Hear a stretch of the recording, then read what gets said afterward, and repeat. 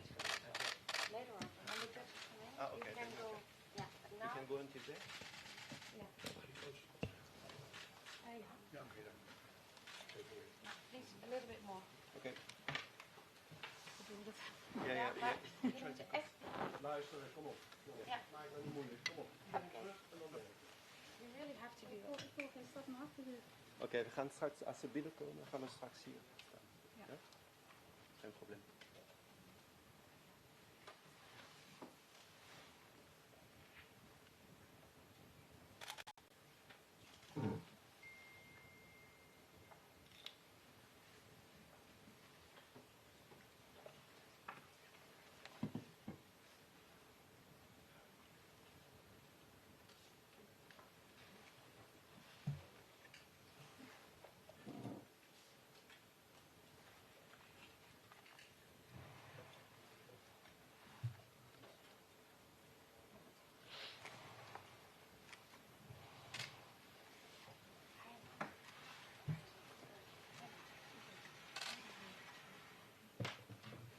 Je ziet de plek van de verdachte. Ja.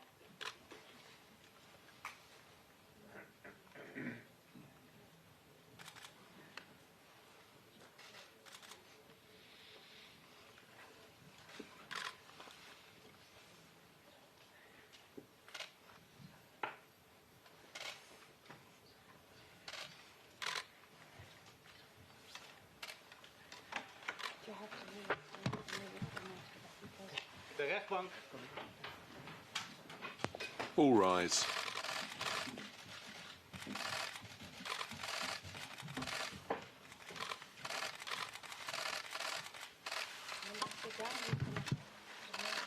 Deze plaats.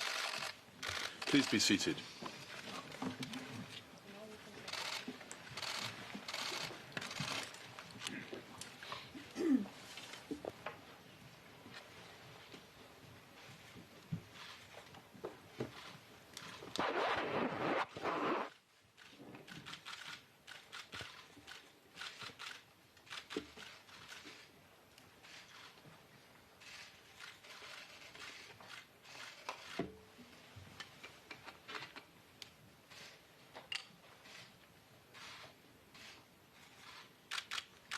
Okay, last picture please.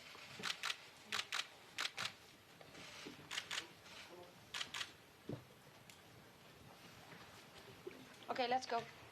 That way.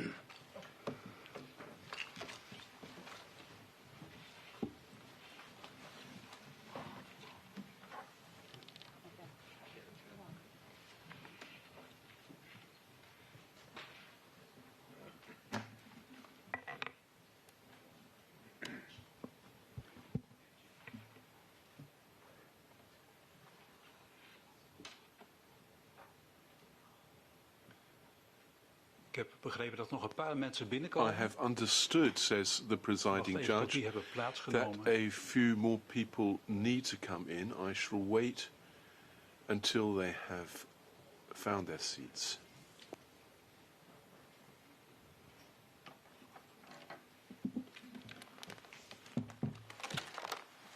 De deur gaat dicht en we zijn compleet. Okay, I think that Goedemorgen, dames means we're en all heren. here. Good morning, ladies and gentlemen, says the presiding De judge. openbare The zitting public van de rechtbank Den hearing Haag. from the Zitting District Court houdende of The in Hague, het justitieel sitting complex here Schiphol. in the judicial complex in In de Schiphol, strafzaak in MH17 the case is hierbij MH17 geopend. is hereby opened. Velen hebben lange tijd Many uitgekeken have naar deze waited dag. a long time for this day. De dag waarop de The strafzaak day where MH17 the MH17 criminal trial really begins. het neerstorten The downing van vlucht MH17 of flight op 17 MH17 on juli 17 July 2014 in vormt East de Ukraine aanleiding voor deze is the straf. reason why this case has been brought. Ten gevolge van deze As a verschrikkelijke ramp consequence of this atrocious zijn alle disaster, all occupants, 298 298 en men, kinderen women om het and leven children, all died. Dit tragische verlies This tragic loss van zoveel of mensenlevens human lives, so many over de human hele wereld lives from veel all over reacties the world, geleid. has led to many reactions. Het heeft enorme gevolgen And of course, the consequences have been enormous for both next of kin and for the victims. In the course of this case, the court will deal extensively with these consequences. At this moment, the court would like to point out that it realizes that the impact that the loss of so many human lives and the manner in which they were so abruptly ended is barely conceivable. I should still like very much to greet everybody who is here today, and specifically the next of kin who are attending this hearing, either here in the courtroom or at another location. That also applies to the representatives of those countries who lost fellow citizens as a consequence of the downing of flight MH17 and representatives of other countries who are present here today. They are in the public gallery above this courtroom. There are also counsel present here today on behalf of many next of kin and also on behalf of the accused Pulatov. The court greets you all. For this criminal case, there is huge interest. Interest, of course, of the relatives, of national and international media, and over and above that, considerable public interest. It is on account of this huge interest that led to the court taking the necessary measures to ensure that this court case can be well followed. And that's the reason why I shall start off by addressing a few practical issues before the court can start dealing with the case itself and how it will proceed. This introduction will take some time. The District Court of The Hague is trying this case, but the scale of this case means that we couldn't try it in The Hague, but here in the judicial complex of Schiphol, in this courtroom.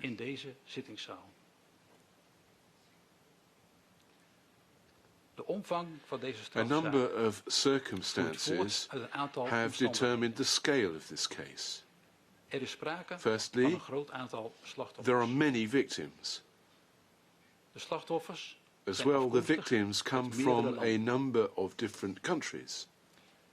And flight MH17 was down in an area where conflict was underway. And the crime investigation has led to an extensive case file.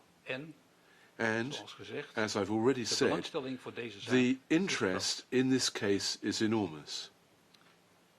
So the great interest of national and international media have led to the fact that for the duration of this case, a press centre has been set up for representatives of the media so they can carry out their jobs. In the press centre, you can follow the hearings via video link. For relatives of the victims of flight MH17, there is a venue elsewhere in the Netherlands which has been set up specially for them. Their next of kin can attend the hearing via video link, where they can follow what is going on in the courtroom on screens with images shot from different camera positions. Here in these courtrooms in Schiphol, there are 3 courtrooms where the hearings can be followed. In these courtrooms, on screens, images are projected of different camera positions. These other courtrooms are also intended for other interested parties so they can follow the case. Now, for privacy reasons, it is not permitted to make audio or video recordings during the hearings. That also applies to videos projected in the press centre and in the other courtrooms and in the venue for relatives. In the courtrooms, court officials are present van de who voorzitter van de rechtbank are van mij operating under the guidance of the presiding judge and monitoring the proceedings. om bij They are overtreding van de authorized in the huisregels case of a op te breach of treden en house zo'n mogelijke rules to toegang te ontzeggen. intervene and refuse entry if necessary. Daarnaast wordt hier in het justitieel Over and complex above that, Schiphol here in ook the judicial toezicht gehouden complex door of Schiphol, medewerkers van de Koninklijke Marechaussee. the course of the proceedings are also Die being zelf van hun monitored functie by bevoegd zijn om de orde staff te of the handhaven. military police, and on the basis of their official functions, they are authorized to En de maintain zitting is order. verder te volgen via You can also livestream follow the hearings via live stream on the internet site www.courtmh17.com. en deze livestream This kan live zowel in stream het can be Nederlands als in het followed Engels worden in gevolgd. Dutch or in English. En via de livestream is Now, deze in the beeld te live zien stream, you can van only één see van de one cameraposities. image at a time, shot from one of the camera positions. Welk beeld dat is, dat wordt in Which overeenstemming image met that persrichtlijnen is bepaald door de decided regisseur van de in rechtbank. compliance with the press guidelines by the director, audiovisual director of the courtroom. Zoals gezegd kunt u in deze zittingszaal Now, as I het said, in strafproces this courtroom you rechtstreeks can bijwonen. directly follow the court proceedings. En omdat het een Nederlands And strafproces because is, this wordt is zoveel a mogelijk Dutch de Nederlandse criminal taal gebruikt. proceedings, Dutch will be used as much as En possible. voor diegenen die behoefte For hebben aan een those vertaling people in who het need Engels, a translation kan in de into zittingszaal English, gebruik then worden you can, gemaakt van de of hoofdtelefoon. course, use headphones In het Engels here in kunnen the volgen. courtroom to follow the proceedings in English. De zitting zal iedere dag om 10 uur aanvangen. Every day, the hearings will start at 10 a.m. and Van 12 tot conclude 1 at 5 p.m. is er een At pauze 12 voor de lunch. o'clock to 1 o'clock, van 3 there tot is a half lunch 4 is een break, korte and from middagpauze. 3 p.m. to 3:30 is a En short van deze tijden kan worden afternoon break. afgeweken als These het nodig times is may in verband differ met het verloop van de depending zitting on how op the de hearing betreffende goes on dag. any particular day.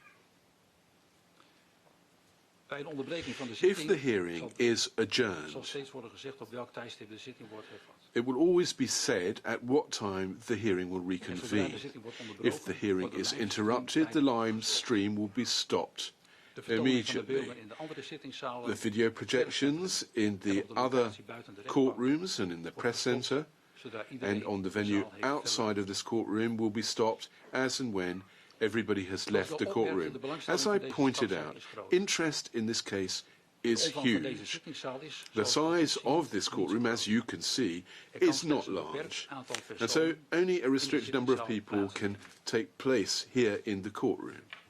Daarom wordt van That is tevoren why per we shall zittingsdag bepaald decide wie in in deze advance zittingszaal who of may een be van de andere present zalen aanwezig in moet this zijn. or in one of the other courtrooms on any particular En day. informatie over de mogelijkheid Information over the op één of meer van de possibility zittingsdagen on one zit or more of the hierbij hearing te wonen days to is te vinden attend here in the op de judicial site complex in courtmh17. Schiphol can be found at that website I mentioned earlier, courtmh17.com. In deze zittingszaal Everyone die aanwezig present is, in this geldt courtroom dat er should be beeldopnames aware worden gemaakt.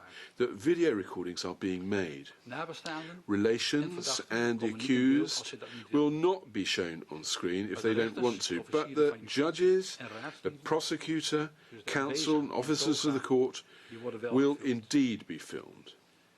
En het is daarbij So it mogelijk is possible dat anderen die in de that zaal aanwezig other zijn, people andere present here in the personen courtroom daarbij ook may in beeld appear komen, on screen omdat zij in een wijze because they may be van sitting close to someone who's being filmed. Ik verzoek u daar I'd rekening like mee you te to houden. be aware of this. Ik zal u eerst toelichten wie er Let achter me de tafel van now de rechtbank say who is sitting here on the bench. zit. Mijn naam is My Steenhuis. name Ik ben is rechter in de Steenhuis. rechtbank I Den am a Haag. judge at the Ik District ben de Court of The voorzitter Hague van and de rechtbank I'm the presiding in deze judge in strafzaak. these criminal proceedings. Naast mij Next zitten to de heer me Koster en sit mevrouw Mr. Costa Kerstens and Miss Fokkens. Kerstens Fokkens. Zij zijn eveneens They're also rechter in de judges of the rechtbank Den Hague Haag. District Court. Met z'n drieën vormen wij The de three of rechtbank us in deze constitute zaak. the bench in this criminal En case. wij zijn de rechters We die deze are the strafzaak en de judges zitting gaan who behandelen. will hear this En case, wij zijn ook de rechters and we are die also deze the zaak judges who will take beslissingen gaan nemen. decisions in this case. Omdat deze Now, strafzaak because een these lange criminal behandeling zal proceedings may kennen, last zijn a daarnaast considerable nog twee time, rechters aangewezen two om further voorlopig judges have een been van de rechters te appointed as vervangen. replacements, should that be necessary. En om dat te kunnen doen, als In dat order nodig to is, zijn deze facilitate rechters this, these gedurende het hele judges strafproces will be bij de present zitting aanwezig. throughout the entire criminal zijn de heer Glas proceedings. en That's mevrouw Mr. Glass Zij and zijn Miss ook Popper werkzaam Gielissen. They als rechter also in de rechtbank judges Den Haag. at the Hague District Court. Zolang zij niet een van de rechters vervangen, zullen zij These de judges zitting will be wel present aanwezig during the zijn. hearings, but will not speak unless they are replacing one of the judges. En wanneer de rechtbank gedurende het proces When the beslissingen bench moet nemen has to take a daarover decision or beraadslaagt, deliberate dan during nemen the zij aan dat case, beraad en aan die the beslissingen alternate geen judges deel. will not participate in these deliberations.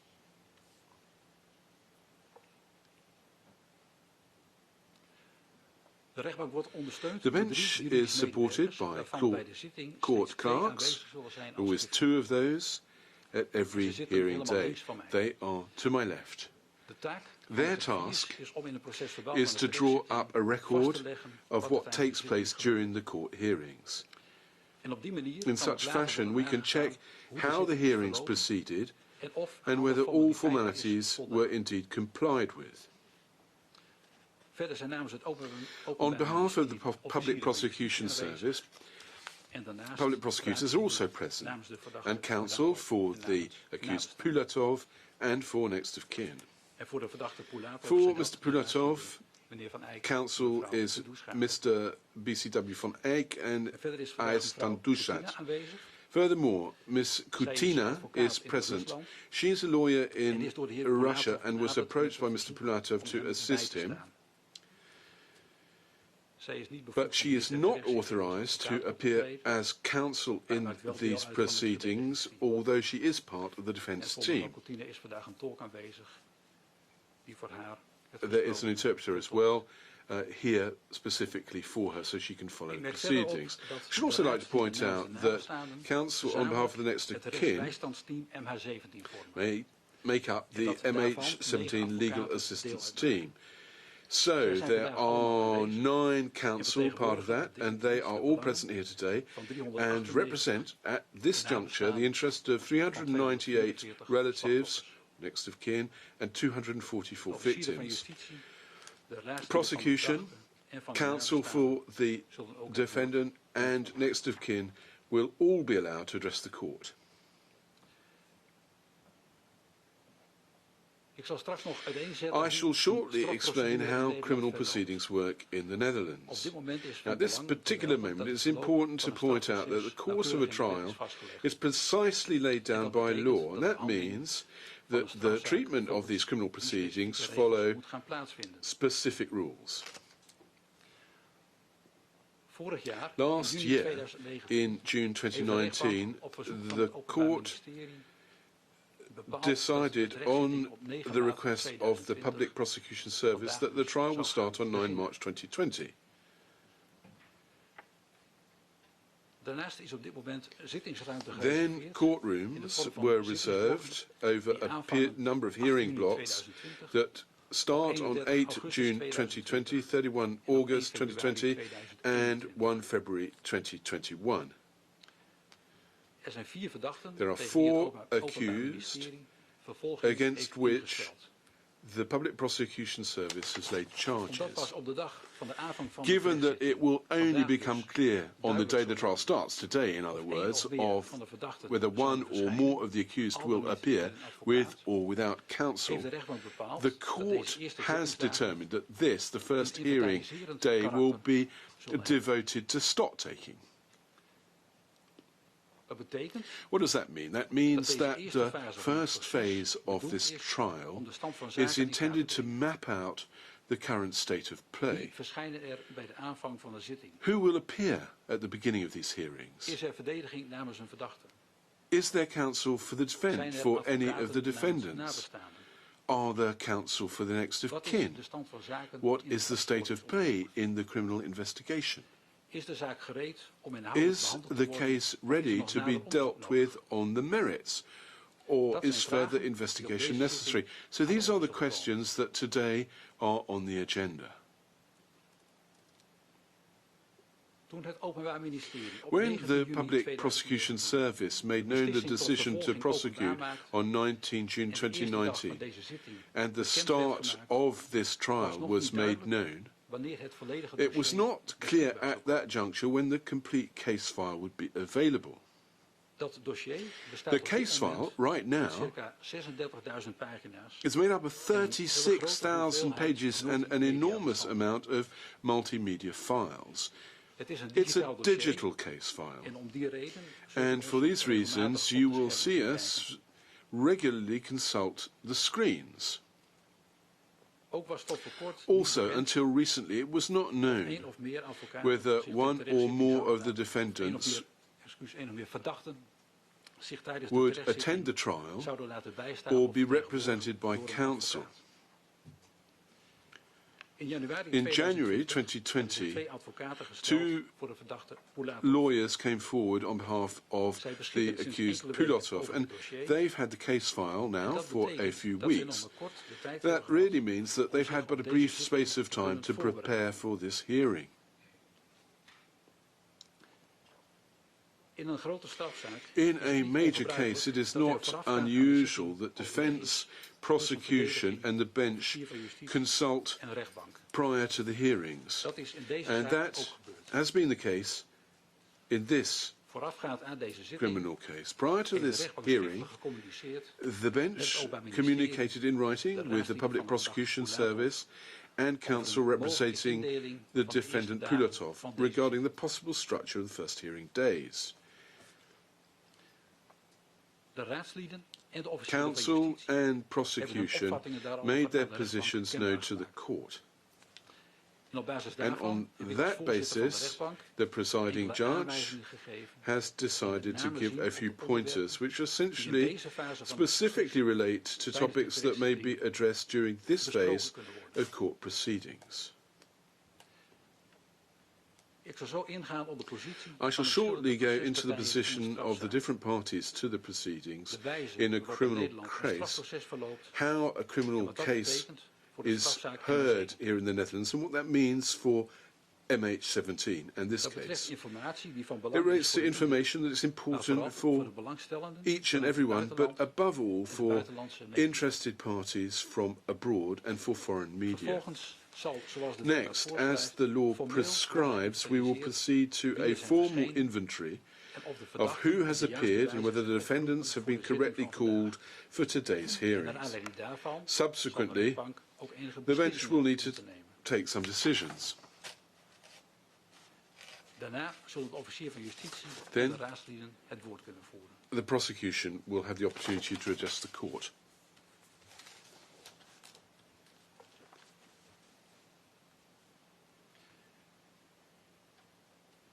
In deze strafzaak The consideration bij de inhoudelijke- of the bij de merits inhoudelijke in this behandeling case dan worden de resultaten will van het require strafrechtelijk discussion of the results of the criminal naar aanleiding van de investigation meervoudige subsequent to the vluchten van downing 17 of besproken. MH17.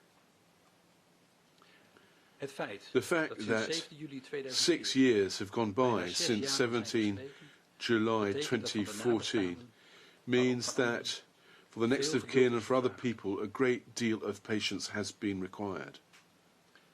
het opsporingsdossier The criminal tot een investigation onderzoek has heeft geleid led to tot een an omvangrijk extensive dossier. case file. En gedurende het And proces during zullen de this resultaten trial, van het opsporingsonderzoek worden The besproken. results of this investigation will be dealt Dat with. betekent ook dat de That inhoudelijke means that the behandeling substantive en treatment of bespreking the van het case dossier de nodige will tijd take zal all vergen. the time necessary to deal with it. En dat zal met name voor nabestaanden And I'm quite sure that, especially zware for next en of kin, emotionele periode this zijn. will be a very painful and emotional period. Er is sprake van een groot aantal slachtoffers en daarmee There are many groot victims, aantal and of course, nabestaanden. because of that, there are many next of kin. Nabestaanden hebben de Next of ter kin terechtzitting have the spreken right to over de address the gevolgen court van het verlies about van the hun impact dierbaren. of the loss of their loved ones. Zij zullen daarom op enig moment So, bij de at inhoudelijke one behandeling moment in de gelegenheid during worden the gesteld om treatment daarover of this in de case, they zittingszaal will het be woord te voeren. given the opportunity to take the floor here in Kom the daar straks courtroom. nog op terug I'll bij het revisit bespreken this van het point verloop van de when zitting. explaining the course of the trial.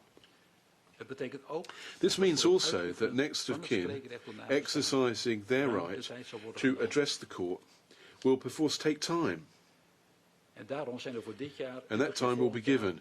That's why we've reserved a number of multi-week blocks both this year and at the beginning of next year to try the case. Niet is uitgesloten dat nog meer tijd nodig zal zijn. It's not been voor de excluded that more time may be necessary for the treatment, but we shall see this as the trial progresses. En hoe het verloop van de strafzaak Precisely precies zal how this zijn, trial will dat valt nu progress nog niet is te zeggen. something we can't answer right now.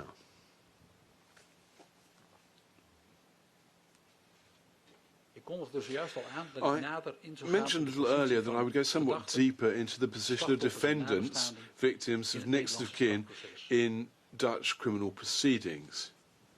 Wanneer iemand wordt verdacht van een Now, strafbaar when feit someone te is hebben begaan, suspected of having committed a dan is voor criminal die verdenking offence, nodig dat er then to zogenaamde justify redengevende suspicion there feiten en needs to omstandigheden be zijn guiding die wijzen facts op and schuld aan een strafbaar circumstances feit.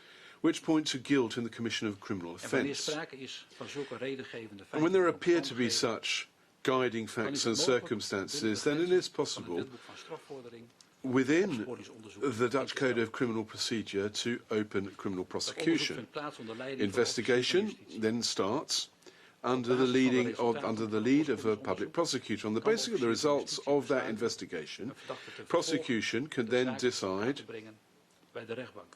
to bring a case to court and to prosecute a De suspect. verdenking wordt dan door de officier van The justitie grounds for opgenomen suspicion ter lastenlegging is then set out in an de indictment by a verdachte public wordt prosecutor, voor de behandeling van And zijn the- strafzaak bij de rechtbank. and then the accused is summoned to appear in Bij de court. beoordeling van de zaak When en de assessing behandeling the van het case and strafdossier dealing with the is de case rechtbank file, the verbonden court aan de feiten is die de officier obliged to van justitie stick op to de those belastingwetgeving offences, heeft opgenomen. including in the En de indictment. rechtbank The oordeelt alleen bench will over die only feiten. rule on these offences and these offences alone. Een verdachte komen gedurende het During the opsporingsonderzoek investigation and the subsequent trial, the het defendant daaropvolgende enjoys strafproces certain recht rights regarding Zo moet er criminal vanzelfsprekend proceedings. sprake So, zijn of van een course, eerlijk proces. there has to be due process, a fair trial. That zaak means eerlijk, that open the waarheid case should be dealt with behandeld. fairly and transparently Binnen een redelijke and within a termijn, reasonable door een period onafhankelijk and in en onpartijdig independent and gerecht. impartial fashion. Uiteraard wordt een It verdachte goes voor without onschuldig saying that gehouden, if defendant totdat is er voor innocent zover zijn until schuld en proven recht guilty by komen vast te law. staan. Een verdachte moet A defendant daarnaast must op de also hoogte worden gesteld be van de informed aard en de of the reden van de nature beschuldigingen and tegen hem. details of the charges against him. En ook heeft een verdachte recht op tijd en faciliteit. om He zich also has the verdediging right voor te to the bereiden, necessary time and zich daarbij te facilities to laten prepare bijstaan door een himself advocaat en and to be vernodigd gevolg. assisted by counsel and, when necessary, by an interpreter. In deze zaak In this staan case, we vier have verdachten 4 terecht defendants. die niet de Nederlandse nationaliteit None of them have Dutch nationality. Daarnaast Over and above, heeft the het feit offences dat- with dat which hem they ten are last is gelegd charged zich took place voorgedaan buiten outside of the Netherlands. Maar dit These criminal strafproces proceedings are in taking Nederland place in the Netherlands, zodat het Nederlandse so that strafprocesrecht van toepassing is. Dutch criminal proceedings law En dat betekent, is en zo applicable. ook That's in de law wet according to bepaald, Dutch criminal dat de procedure. verdachte in de It means, strafzaak as provided by law, that the bijgestaan suspects wordt in the door een case Nederlandse advocaat. will be assisted by En of een Dutch verdachte zich lawyers. laat bijstaan The of defendant himself is vertegenwoordigd free to door een decide whether he advocaat wishes to be is een beslissing assisted waar een verdachte or vrij is. represented by counsel. Ook indien Also, de zaak in de a verdachte niet case verschijnt, where a defendant does not appear and does not let himself be represented by counsel, it's up to the court to decide or to make sure that due process is followed. In deze In this strafzaak particular zijn raadsleden case, verschenen voor de counsel has verdachte appeared for the defendant En zoals Pulatov, gezegd, and as de I've recht op said, juridische bijstand the right door een for Nederlandse advocaat support and is een van de assistance rechten through a van een Dutch counsel is one of the rights of the en voor de accused. behandeling van deze strafzaak is het dan ook van It is belang important that counsel dat de raadslieden de can kant shed van de light verdachte on kunnen the defendant's standpoint.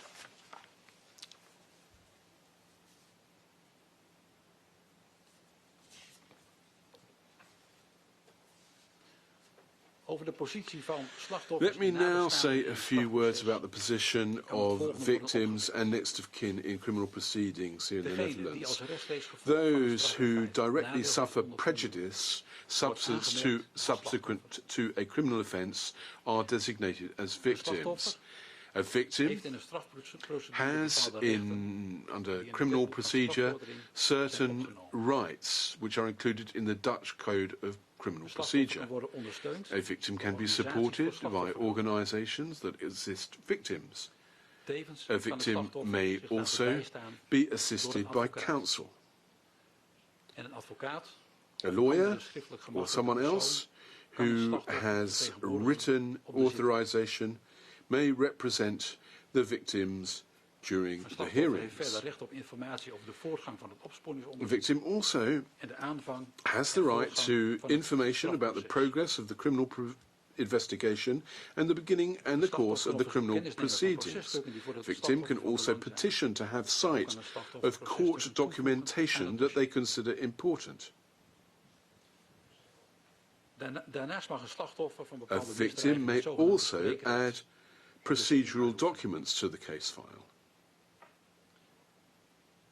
En indien een slachtoffer als gevolg van een strafbaar feit is overleden, And dan komen if deze a rechten toe victim has aan zijn of died haar or nabestaanden. deceased because of a criminal offence, he can be represented by somebody In else. deze strafzaak gaat het om de In this verdenking particular dat case, het neerstorten van vlucht MH17 it's about the suspicion that the downing of flight MH17 and the death of all its occupants is the result of a criminal offence.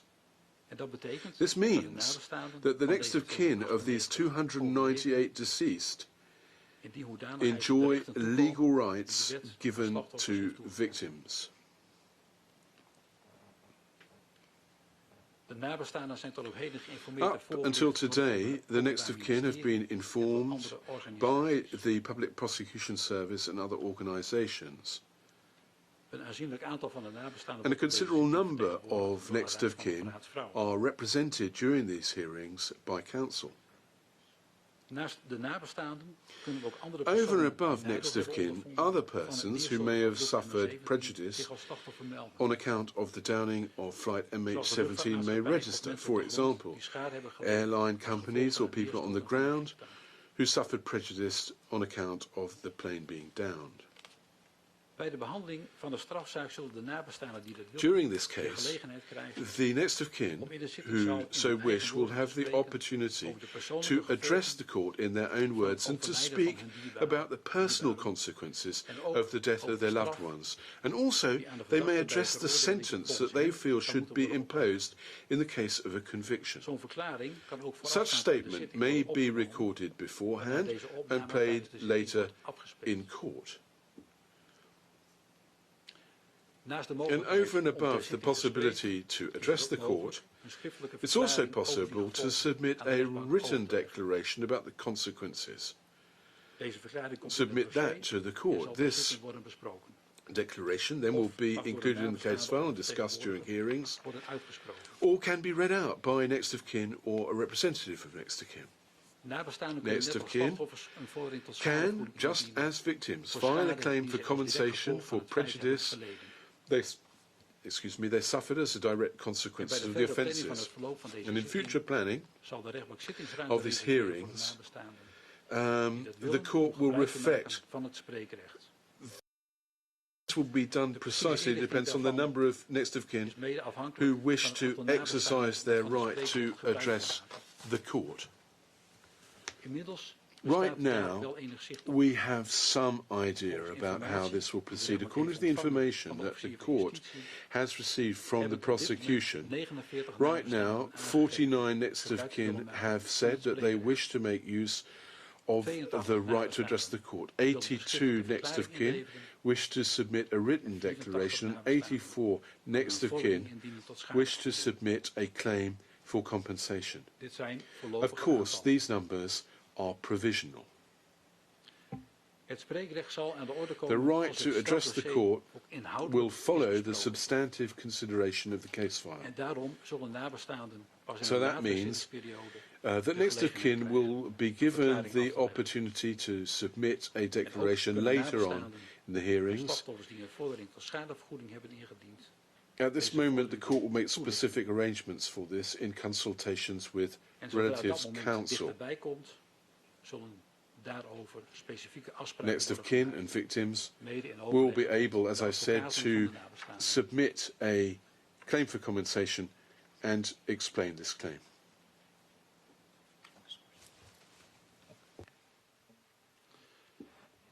Je krijgt net het bericht dat er wat I've just been technische informed that there problemen seem to be technical problems. die zullen oplossen. Dat betekent dat de zitting We'll solve the problems, in ieder geval voor een half uur which means zal that worden we onderbroken. will interrupt the hearing in any case for 30 minutes.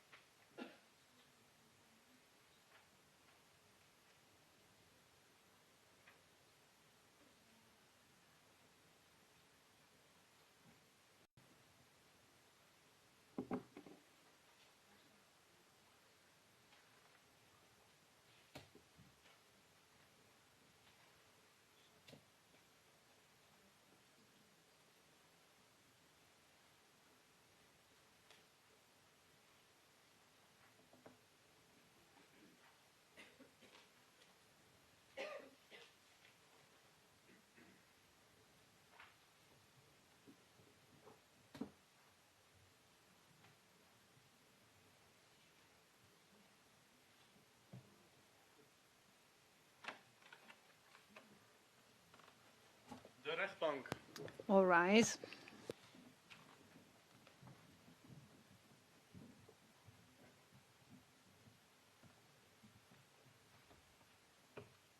Neemt u weer plaats. Please be seated.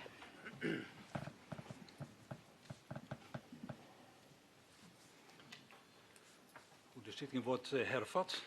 Er We're waren wat resuming the problemen hearing. met de bereikbaarheid van de Apparently, livestream. there were some Daar is problems with the een aantal live manieren stream, nu in voorzien. but the problem seems to have been solved. Ik zal verder gaan bij waar ik I shall gebleven proceed was. where I left off. Ik heb net iets gezegd over de positie And I just talked van de about the verdachte in position het Nederlandse strafproces. of the defendant in the Dutch En ik heb iets gezegd criminal over de proceedings, and I positie said something van about the position slachtoffers en nabestaanden of in het Nederlandse victims strafproces. and next of kin En die in the posities Dutch die zijn criminal verschillend. proceedings. And these positions differ. En ik merk op dat de I would like to wetgeving highlight betreffende de that positie van slachtoffers of legislation with nabestaanden respect to the position de of afgelopen victims or jaren next of voor een steeds kin, duidelijker, een sterkere positie and in this het has become strafproces clearer heeft and geleid clearer over the voor past few slachtoffers years, en has led to a nabestaanden. clearer position and a stronger position in the criminal In proceedings de for praktijk van het victims and strafproces next kan of dit kin. leiden tot situaties In practice, in a waarin trial, de slachtoffers this can lead of to nabestaanden situations in zich via het which spreekrecht victims or next of nadrukkelijk kin, richten tot de verdachte die terecht staat, exercising their right to address the court, they can terwijl de rechtbank nog niet heeft explicitly address geoordeeld the over de accused vraag who's standing of er sprake trial, is whereas the court has not van een yet strafbaar reached an feit opinion as to of een whether strafbare a verdachte. criminal offence has been committed or whether the accused is punishable. En het is van belang om onder ogen te And zien it's important to dat bij de realize betrokken procespartijen that in in the deze parties strafzaak in these sprake is proceedings, van uiteenlopende rollen en there are belangen. very varying roles and interests. Een verdachte en zijn raadsleden A hebben een defendant andere and rol his en een legal ander counsel belang have a dan different de role nabestaanden. and a different interest than the next of kin. Procespartijen zullen daarom Parties in the op proceedings, verschillende therefore, manieren naar het will dossier have in different deze zaak perspectives kijken. on the case, on the case file. Dat betekent dat partijen And this over en means weer that parties standpunten kunnen will innemen may take die door anderen positions als that vervelend of others zelfs may kwetsend perceive as being kunnen annoying worden or even ervaren. painful. Toch is het voor een onpartijdig Nonetheless, en eerlijk onderzoek For an van belang impartial and dat fair deze hearing, standpunten it is important kunnen en mogen that these worden positions ingenomen. may be taken and can be taken. Uiteraard moet iedereen de algemene Obviously, fatsoensnormen in acht nemen. everyone should respect the general standards of decency. Indien iemand die in deze zittingszaal aanwezig is, If bij de someone present in bespreking this van een dossier courtroom, when het op enig the moment file is moeilijk being vindt discussed at bepaalde some zaken point, of standpunten finds te it very horen, difficult to listen dan to kan hij of zij certain desgewenst matters de zaal or tijdelijk even positions, this person, zonder if daarbij he or overigens she de orde so te wishes, verstoren. can temporarily leave the room without disturbing the order. In deze zaak zal de rechtbank In this zorgen dat case, aan de positie The court en de rechten van will verdachten make recht sure wordt gedaan. In die zin that it dat will do sprake zal zijn justice van een to the eerlijk position proces. and the rights of the accused, and Hetzelfde that in that geldt sense voor de there will positie be a en de fair rechten trial. van And the same nabestaanden applies to the van de position and the slachtoffers rights in of deze next of strafzaak. kin and victims In in die this zin criminal case, dat zij de in the gelegenheid sense krijgen that they will be given in the de zittingszaal hun opportunity spreekrecht uit te to oefenen address the court en in the vorderingen tot courtroom schadevergoeding and to in te file dienen. claims for compensation. En de rechtbank vraagt daarom aan een ieder om elkaar met And therefore the respect court would te bejegenen. urge each and every one of you to treat each other with respect. Het neerstorten van vlucht MH17 The op crash 7 of juli flight 2014 MH17 on July 17, heeft tot de dag van 2014, vandaag to this date, geleid tot has een led omvangrijke to a stroom large amount van berichten in de of media. reports in the media. Die berichtgeving zal niemand zijn These ontgaan. reports won't have escaped anyone. Ook de rechtbank niet. They haven't escaped the court either. Het neerstorten van vlucht The crash of MH17 flight heeft op MH17 veel terreinen discussies ontketend has fired debates in very many naar het kunnen respects plaatsen in the van quest verantwoordelijkheid. towards establishing responsibility. Wat daar ook van zij, In any in case, deze in strafzaak this criminal staat het case, resultaat van het strafrechtelijk onderzoek we're focusing centraal. on the result of the criminal investigation. Het Openbaar Ministerie heeft een procesdossier Public prosecution samengesteld has en compiled ter a lastenlegging file opgesteld, of the proceedings and waarin op drafted dit an moment 4 indictment individuen in which at this ervan point in worden time beschuldigd 4 een concreet individuals omschreven are being strafbare charged rol te hebben gespeeld of having bij het played neerhalen van a MH17. criminal role which has been specifically described Nou, die ter lastenleggingen en dat dossier causing the worden op MH17 deze to zitting crash. besproken. And that indictment and this En file dat will vormt be het kader discussed at this voor de hearing. bespreking And that en constitutes beoordeling the van deze framework strafzaak. for hearing and adjudicating this criminal case.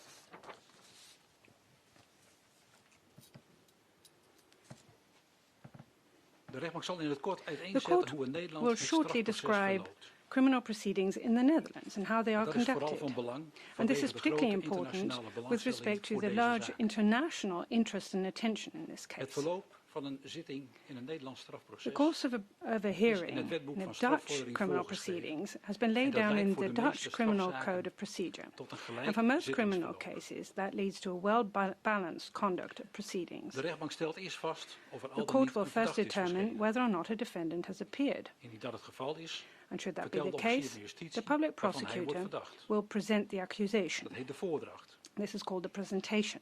Daarna wordt het The dossier met de accusation. verdachte besproken. After Dan that, worden daarover the file is vragen aan hem discussed with the gesteld. accused and questions can be asked De to the verdachte is niet defendant. verplicht om The vragen te defendant beantwoorden. is not obligated to answer any questions.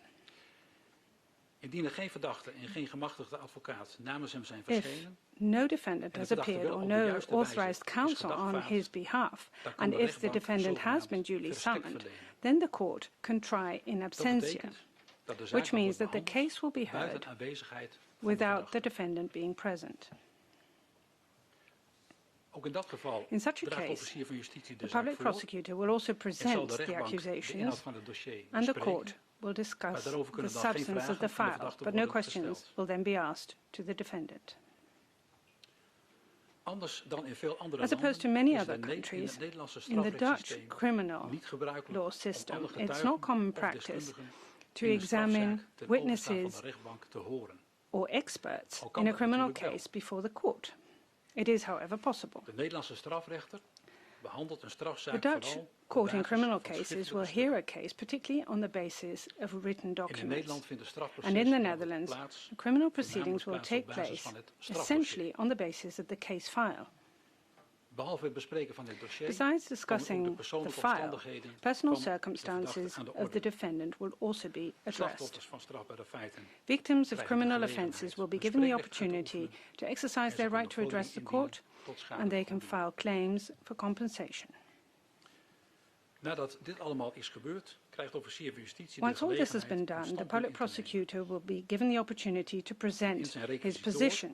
daagt And hij zich in uit his over de statement, vraag the public of het prosecutor ten will laste address the gelegde question feit as to bewezen whether kan worden verklaard, the offences as charged can of be dat considered een proven, strafbaar feit oplevert, whether these offences of de verdachte constitute strafbaar is, are a punishable ja, offence, welke straf and moet worden whether the opgelegd. defendant is punishable, and if so, Er kunnen ook nog andere which aspecten aan de orde punishment zijn should be waarover imposed, de and that there officier could van be other justitie een standpunt aspects inneemt. on which the public prosecutor can Bijvoorbeeld take a over position. vordering van For schadevergoeding, instance, with respect to claims for moet gebeuren compensation met in or beslag what needs to be genomen done voorwerpen. with seized objects, for instance. Daarna krijgt de verdediging, de Subsequently, raadsliding van de the verdachte, defense, de the gelegenheid defense's legal counsel will be een given the standpunt over opportunity deze to, onderwerpen te to bespreken present their en te position bepleiten. with respect to these matters and to argue the case. Een slachtoffer of nabestaande kan zich The vervolgens victim nogmaals or the next uitlaten of over kin ingediende can once again vorderingen. explain his position with regards En daarna to zijn claims for officier van compensation, justitie en de and after verdediging that the public nogmaals in de prosecutor gelegenheid te reageren. and defense will once again be given the opportunity to respond. Ten slotte heeft de verdachte nog het recht om als And laatste finally, het woord te the voeren. defendant is entitled Daarna to, wordt de zitting to have the last word. En beraadt de rechtbank After that, the zich op de hearing will be uitspraak, closed, op het vonnis. and the court will deliberate on the judgment, Die on the uitspraak ruling. wordt op een later And this moment, judgment meestal na 14 dagen, is uitgesproken usually op een pronounced openbare at a later televisiezitting. point in time, usually after 14 days, at a In deze public hearing. strafzaak In this zal de criminal rechtbank te case, zijner the tijd court, een however, langere in periode due dan course, 14 dagen will take gebruiken a longer tot een time, oordeel te more komen than 14 en dat days, oordeel in in order vonnis to op te present nemen. its judgment and to reflect it in a ruling.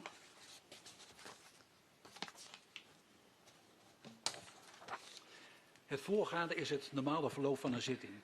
What I've just Waarbij de described is zaak a normal direct course of inhoudelijk events, wordt in behandeld. which in a case En de we meeste immediately strafzaken worden op proceed deze manier to hearing behandeld. the case on the merits. En deze And in most werkwijze criminal cases, geldt this in is the beginsel way ook the case is heard. Voor de strafzaak And this MH17. method will, in principle, also apply to the Maar niet criminal alle zaken case zijn bij de aanvang MH17. ervan gereed But voor not all de directe cases inhoudelijke are, behandeling. at the beginning, already ready to be heard on the merits of the Op case. dit moment At staan this we aan point het in begin time, van het we're at the very strafproces in beginning de zaak of the MH17. criminal trial in the case of Bij MH17. omvangrijke zaken vindt In meestal large eerst and een vast cases, zogenaamde usually regiezitting plaats. we have a pre-trial hearing. Vaak is in een grote zaak het dossier nog niet In large gereed. cases, Dan kan very het often, the voorkomen file dat is de not ready rechtbank yet, and it can de happen that verdediging the court, of de officier van justitie defense, or the nader public onderzoek wenst. prosecution still Dat needs wordt dan further besproken op een investigation. regiezitting. This then is discussed at a pre-trial hearing. De rechtbank neemt een beslissing The op court verzoeken then door de takes a verdediger decision with regards of to the het Openbaar request put Ministerie forward op zijn by gelegd. defense and/or public prosecution. Maar het kan ook zijn dat de verdediging But it vindt can also be dat de zaak that, zelf according niet to moet the worden defense, besproken. the case itself De verdediging should kan not be namelijk het discussed. standpunt innemen The defense dat can de take the dagvaarding nietig position is, that a summons is null and dat de void, rechtbank that the onbevoegd court is, has no jurisdiction, of het Openbaar or the Ministerie public prosecution niet has ontvangt. no right to prosecute. Dat zijn zogenaamde These are so-called preliminaire verweren. preliminary Die kunnen objections, worden onderzocht and they can be zonder dat examined de inhoud van de zaak zelf aan de without orde komt. addressing the substance of the case itself.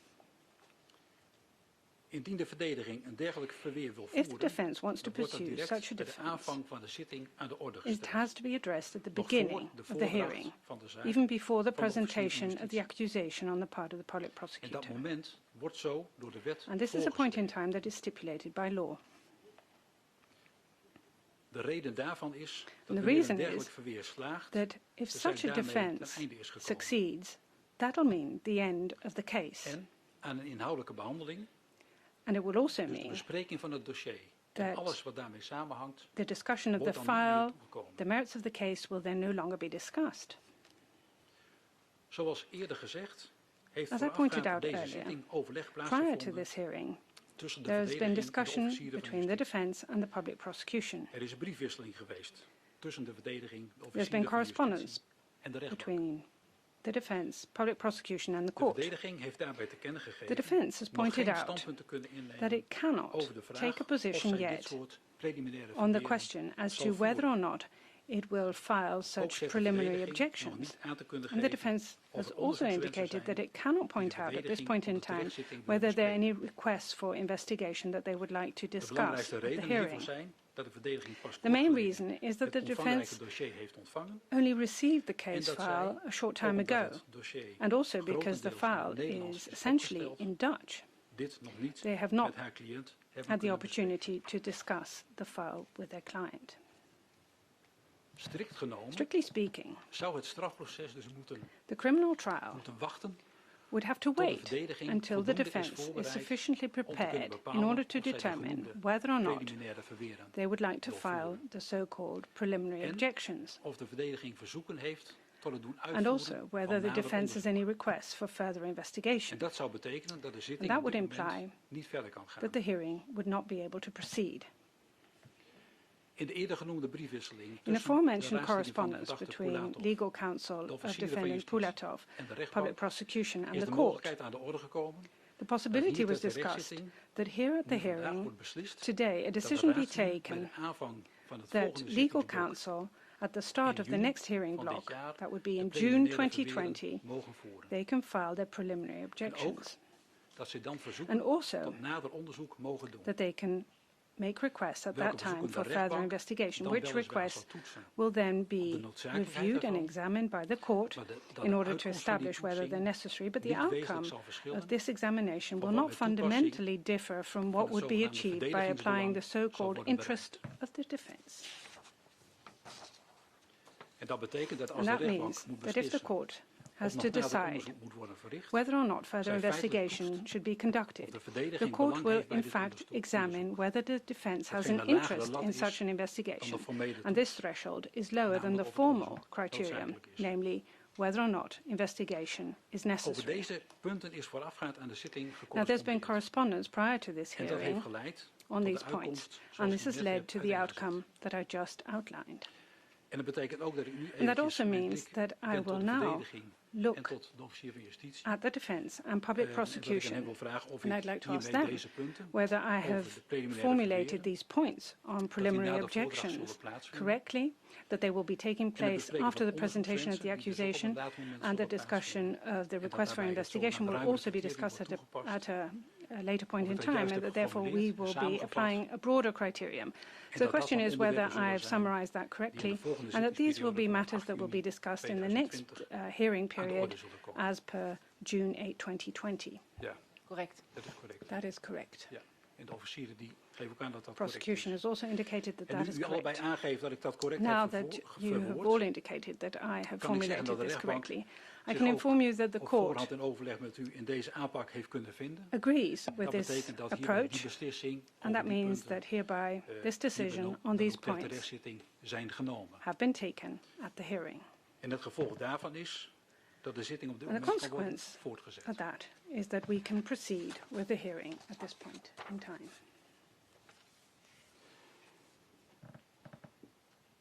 Ja, en dan kom je nu eigenlijk aan het echt formele Well, moment. this takes me to the real, actual dat we gaan kijken formal of er moment verdachten in zijn which verschenen. we have to check de zitting and see staat whether deze the dagen defendants have appeared. in And het teken van het the hearing inventariseren van de stand van is zaken going en to het focus the next few opsporingsonderzoek days on the state of en het play, bespreken van de taking verdere stock planning of van de the strafzaak. situation, of the investigation, In deze and strafzaak the zijn planning 4 of this verdachten criminal trial. verdacht. In this criminal trial, 4 De zaken van defendants have deze been 4 summoned. verdachten worden In the niet cases of these gefixt behandeld. 4 defendants are not De being rechtbank joined. zal de zaken van deze 4 court verdachten wel gelijktijdig behandelen. Will hear the cases of En these dat 4 betekent onder defendants andere dat simultaneously, als een however, verdachte and ter that terechtzitting means, amongst aanwezig other is, things, that if dat a zijn verklaring defendant alleen appears geldt before the in zijn court, eigen zaak. his statement will only apply in his own Verder case. betekent het ook And dat it het also bespreken van means het dossier door de that rechtbank The discussion tegelijkertijd of the file on alle the part of zaken the court plaatsvindt, will take place simultaneously for all cases, tenzij dat anders wordt vermeld. unless otherwise stated. En de rechtbank zal nu overgaan And the tot court will now de formele proceed aanvang eigenlijk to van the het onderzoek ter formal terechtzitting. start En eerst of the court vaststellen hearing, ja, wie er zijn and verschenen ter will first terechtzitting. confirm who has appeared En at the ter court terechtzitting hearing. zijn geen van de verdachten verschenen. None of the Dat defendants kunnen have we hier appeared nu at the court vaststellen. hearing. We can confirm as much Dan begin here. ik met de verdachte Now, let me Oleg start with the defendant Yildashevich Oleg Pulatov. Yildashevich Die is niet Pulatov. verschenen. He has not appeared. Hij is geboren op 24 He juli was born on July 1966 24, 1966 Sovjet-Republiek. in the Soviet Tajikistan. Republic, Tajikistan. En hij is woonachtig And in he lives Ulyanovsk in de in Russische Federatie. Ulyanovsk in the Russian Federation. Nu hij niet is verschenen, Now that zal he de has not rechtbank eerst moeten appeared, the vaststellen court will first have to of de determine dagvaarding whether aan Pulatov the writ of op de juiste summons wijze is has betekend. been duly served to Mr. Pulatov. De officier van justitie Public heeft een prosecutor procesverbaal opgesteld over de wijze van Has uitreiking drawn van up de an official dagvaarding record aan Pulatov. on the way the summons was presented to Mr. Pulatov. Daaruit blijkt dat de rechtercommissaris And this 17 shows that the oktober investigating 2019 judge on October 17, adres heeft 2019 gegeven provided aan de an officier van address justitie to the public waar prosecutor, Pulatov volgens de the Russische address Federatie at which stond ingeschreven. Mr. Pulatov was registered according to the Russian Die Federation. informatie heeft This de information rechtercommissaris verkregen in het kader Was van de obtained by uitvoering the van een investigating rechtsverzoek judge in aan the de context Russische of the Federatie execution om of een a brief mutual legal aan request for legal Pulatov assistance uit te reiken. to the Russian Federation in order to opgegeven serve adres, the letter zoals ik to net al Mr. zei, Pulatov. And the in address Ulyanovsk in de that Russische was given Federatie. was this address that I just referred to in Ulyanovsk in Met the een Russian rechtshulpverzoek Federation. van 18 oktober 2019 With an aan de MLA Russische dated autoriteiten October verzocht 18, 2019, the dagvaarding Russian authorities in de were Nederlandse requested en in de to Russische taal present aan de verdachte the uit te defendant reiken. with a writ of summons in the Dutch and Russian 28 language. oktober 2019 On October is dit 28, rechtshulpverzoek 2019, overhandigd aan het Russische pakket This van de request for legal procureur-generaal. assistance was handed over Volgens het to later the bericht Procurator's van het office, Russische pakket Procurator is dit General's verzoek office doorgezonden of the Russian aan het prosecution. Russische And ministerie according van to a Justitie. subsequent message of the Russian prosecution office, this request was forwarded Vervolgens to werd the een brief Russian ontvangen Ministry of door de Justice. rechtercommissaris Subsequently, a letter was received by the investigating judge van de dated Russische October advocaat 16, mevrouw 2019, Kutina. of the Russian counsel, Ms. Kutina, Zij schreef dat zij She de verdachte wrote Pulatov that she was vertegenwoordigde. representing the defendant, Mr. Pulatov. Zij deelde namens de verdachte mee dat hij niet betrokken is She bij het stated neerstorten on van een behalf vliegtuig. of the defendant that he was not involved En zij in the schreef crash verder of the dat de aircraft. verdachte And furthermore, she een advocaat wrote wilde zoeken that the defendant die wanted to bevoegd look zou for zijn in Nederland in rechten bij te legal staan. counsel that would be competent to represent him in the Netherlands. Officier van Justitie heeft mevrouw Kutina daarvoor The public verwezen prosecutor referred onder Ms. andere de Kutina, Nederlandse Orde van amongst others, to Advocaten the Dutch Bar Association en de Nederlandse and Vereniging the Dutch van Association of Strafrechtadvocaten. Defense Lawyers. En bij een e-mail van And 19 by december means of an email on 2019 December 19, heeft de officier van 2019, Justitie de the public dagvaarding in prosecutor het Nederlands en het Russisch sent aan mevrouw Ms. Kutina Kutina the gezonden. writ of summons in Dutch and in Russian. Op 3 februari On February 2020 3rd, 2020, the public prosecutor received from the Russian Ministry of Justice, received a message het that rechtshulpverzoek. the request for mutual legal assistance had been executed. Daarbij was een beschikking van de rechtbank A court de order Ulyanovsk of gevoegd, the Ulyanovsk court had been waarin added to stond that, vermeld dat stating Pulatov that Mr. Pulatov, 23 januari on the 2020 23rd voor de of Russische January rechtbank is 2020, verschenen appeared before the Russian court, en de in het rechtshulpverzoek genoemde stukken aan hem zijn uitgereikt. and that the documents referred to in the MLA were served to him at that point in De time. verdachte Pulatov is vandaag niet verschenen ter terechtzitting. Defendant Mr. Pulatov has not appeared before Uit the de court stukken today. die ik zojuist heb The documents that I besproken, just komt naar referred voren to show dat de dagvaarding aan that the Pulatov writ of is summons uitgereikt. was served to Mr. De Pulatov. verdachte Pulatov is dus op de hoogte Defendant van de Mr. verdenking Pulatov tegen hem is therefore aware of the charges en van against de him zitting van vandaag and of today's hearing en van de voortzetting daarvan bij de andere and the zittingsblokken. continuation of the trial En hij during kiest er the other kennelijk voor om hearing hier blocks. vandaag niet And aanwezig te zijn. apparently he has decided not to appear before Wel the court aanwezig. today. Zij raast die de heer Van Eyck en Present. mevrouw ten Doesgaten. En mijn vraag aan u is of u uitdrukkelijk bent gemachtigd Legal counsel of door die Mr. Pulatov, my Pulatov question om is hem whether ter you've been terechtzitting te explicitly verdedigen. authorized Ja. to defend Mr. Pulatov at the hearing. The Dank u answer wel. is yes. En gelet op die positieve Thank you. beantwoording is de conclusie And so therefore the conclusion zaak is, tegen given the de fact that you verdachte just Pulatov answered op affirmatively, tegenspraak zal that plaatsvinden. the case against Mr. Pulatov will be taking place as an adversarial procedure.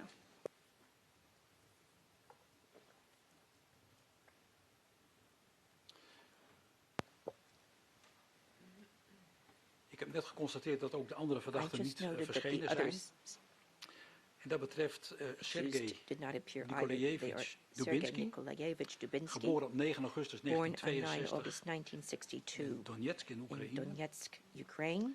Zijn adres is His address in de provincie in the Rostov in de Russische province Federatie, of in het dorp Rostov, in Stepnoy. the Russian Federation, in the village of Stepnoy.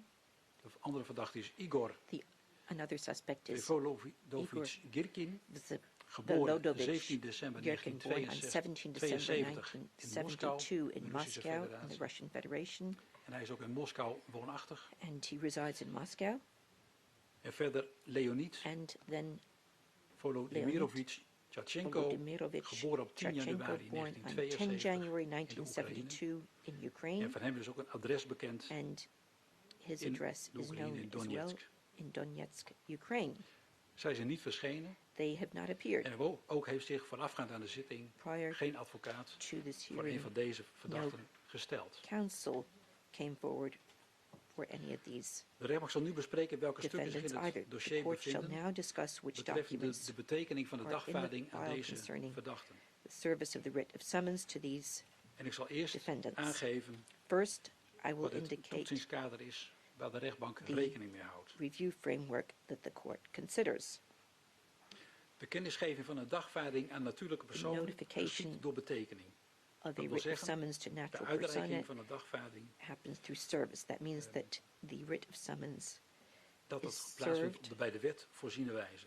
in the as provided Indien for de by law. geadresseerde zich niet in detentie If bevindt the addressee is en not niet in als ingezeten detention, is ingeschreven and in de basisregistratie is not personen registered en van in hem the key geen register feitelijke of woon- of persons, verblijfplaats in Nederland bekend and is, no actual dan wordt de dagvaarding aangeboden address or place of griffier van residence de is rechtbank known in the Netherlands, then waar de the zaak writ of zal summons dienen is of het presented laatst heeft gediend. to the clerk at the court in the district where Indien the van een case geadresseerde een will verdachte be een or woon- was of brought forward. verblijfplaats in het If buitenland bekend for is, an addressee dan wordt de an dagvaarding door address or het place of Openbaar residence Ministerie, abroad is known, hetzij then the writ rechtstreeks, of hetzij door summons tussenkomst van de bevoegde buitenlandse is autoriteit of sent by the instantie, public prosecution service either voor zover directly er nog een or verdrag van toepassing is, through the met inachtneming van dat verdrag competent foreign aan de authorities or verdachte gezonden. institutions to the extent a convention may apply Een with dagvaarding regard to the wordt convention. daarbij vertaald in de taal of een van de A writ talen of summons van het is land waar de translated into geadresseerde the language or verblijft, one of the languages dan of the wel in een country andere taal where the die addressee hij machtig resides, is. or translated into a Door different die language toezending in is which de is dagvaarding proficient. rechtsgeldig betekend.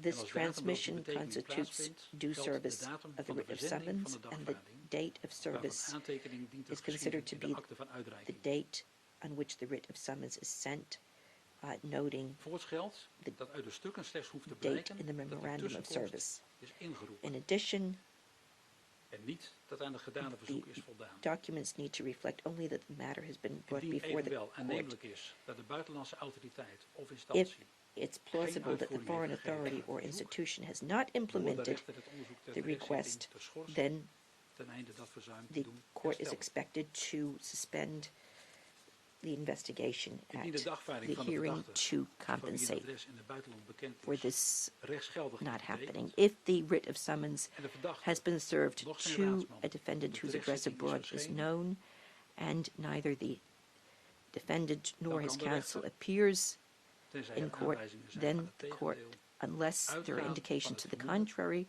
the court may presume that the defendant has voluntarily waived his right to be present at trial.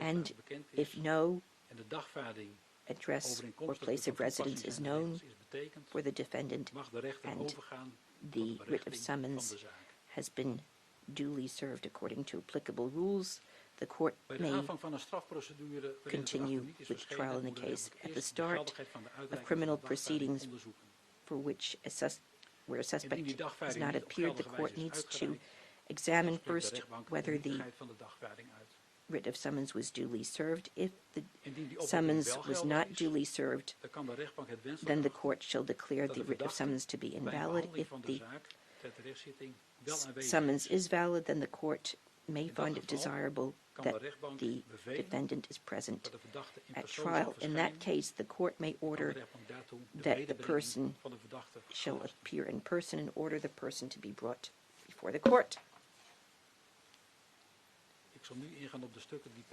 Now, I will discuss the documents included in the file as of today.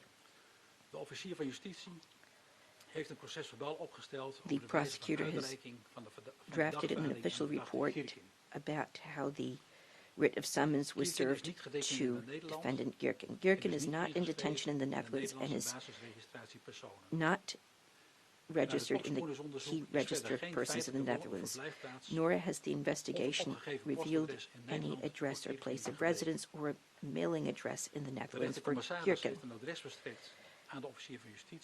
The examining magistrate presented an address to the public prosecutor where Gierken is registered according to the Russian Federation. This information was provided to the examining magistrate in the context of implementing an MLA to the Russian Federation to serve a letter to Gierken. The address provided is in Moscow.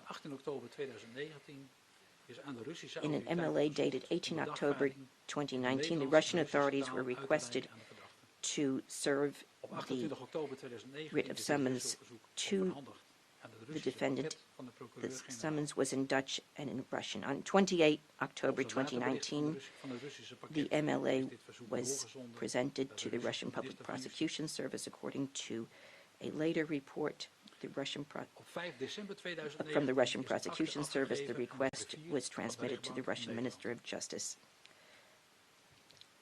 On 5 December 2019, a memorandum was issued to the clerk of the court in the Netherlands. On 29 January 2020, the Public Prosecution Service received word from the Russian Ministry of Justice that the request to serve the writ of summons could not be implemented because Gierken had not appeared before the Russian court. That court had summoned Gierken at a hearing on 30 December 2019 at 10 o'clock in the morning to serve him with documents. On 27 December 2019, a local police officer tried to serve a document at the address known for Gierken, but no one answered the door. According to the neighbors at the apartment where Gierken was registered, an elderly woman lived who never answered the door. The daughter of the woman was said to stop by occasionally. According to the neighbors, they never saw any men there. So, it has not been possible for the Russian and Dutch authorities to serve the summons to Gierken. The Public Prosecution Service also took various steps to notify Gierken about the criminal case, or to hear his response to the charge, and to give him the opportunity to be present at the criminal proceedings. No response at all followed. The Public Prosecution Service approached Gherkin via accounts that the Public Prosecution Service suspected belonged to Gherkin or were used by him. They tried to contact him and notify him through Skype messages, email messages, and messages on a VK account. The information provided in the process includes that on 19 June 2019, a press conference would take place announcing that Gherkin would be prosecuted, the opportunity to contact the JIT, referring to the site of the JIT, and that on 9 March 2020 at 10 o'clock in the morning, the criminal proceedings against him would start at Schiphol Judicial Complex in Badhoevedorp, Netherlands. No response was received to these messages. At the press conference on 19 June 2019, it was announced that Gherkin is being prosecuted for suspected involvement in the crash of flight MH17. His photograph was presented, and there was an announcement that his name would be placed on an international wanted list. This information was shared by Ukrainian Russian media. On the website of the Public Prosecution Service and the police, the press announcements with the same information were posted. On the date of the press conference in 19 June 2019, a message from the Interfax press service appeared, allegedly including a statement from Gherkin. Gherkin is said to have stated that he would not appear at the criminal case and that the militia did not cause the Boeing to crash, and that the evidence against him was false, and that he was not approached by the JIT. On the VK account suspected to be linked with Gherkin, messages appeared that the separatists did not shoot down the Boeing, that Gherkin was placed on an international wanted list, and that Gherkin thinks he will not be extradited. Dutch media have reported that they were in touch with Gherkin and that he supposedly said that he would not have himself represented and that he does not acknowledge the jurisdiction of the Dutch court. This is the official report about Mr. Gherkin. The public prosecutor also drafted an official report concerning the manner of service of the writ of summons to Dubinsky. Dubinsky is not in detention in the Netherlands and is not registered in a Dutch key register of persons, and the investigation has not revealed any actual address or place of residence or mailing address in the Netherlands. And again, on 17 October 2019, the examining magistrate used an address on which Dubinsky was registered. According to the Russian Federation, the information was obtained by the examining magistrate in the implementation of an MLA to the Russian Federation to serve a letter to Dubinsky. The address presented was in Rostoy in the Russian Federation. In an MLA dated 18 October 2019, the Russian authorities were requested to serve Dubinsky with a writ of summons in Dutch and Russian, and this MLA was presented to the Russian Public Prosecution Service on 28 October 2019 and was transmitted to the Russian Ministry of Justice. On 5 December 2019, a memorandum was issued to the clerk in the Dutch court. On 19 February 2020, the Public Prosecution Service received notice from the Russian Ministry of Justice that the request to issue a writ of summons could not be implemented because Dubinsky had failed to appear twice at a hearing of the Russian court in Aksakay, Rostov. This court had summoned Dubinsky to appear on 24 January 2020 and on 10 February 2020 to serve the documents to him.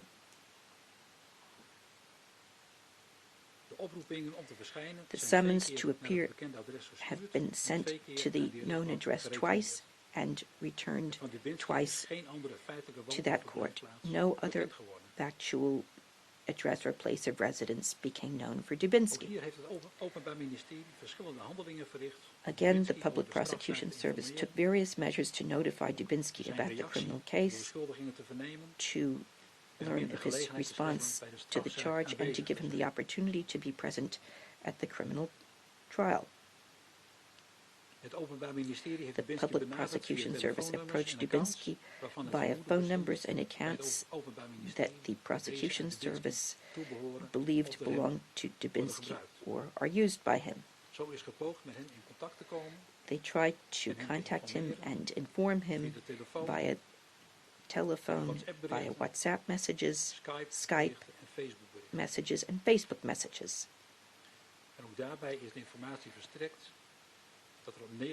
The information provided included that there would be a press conference on 19 June 2019 announcing that Dubinsky would be prosecuted, giving him the opportunity to contact the JIT and referring to the site of the JIT, and that on 9 March 2020 at 10 o'clock in the morning, criminal proceedings would start at Schiphol Judicial Complex here in the Netherlands against him.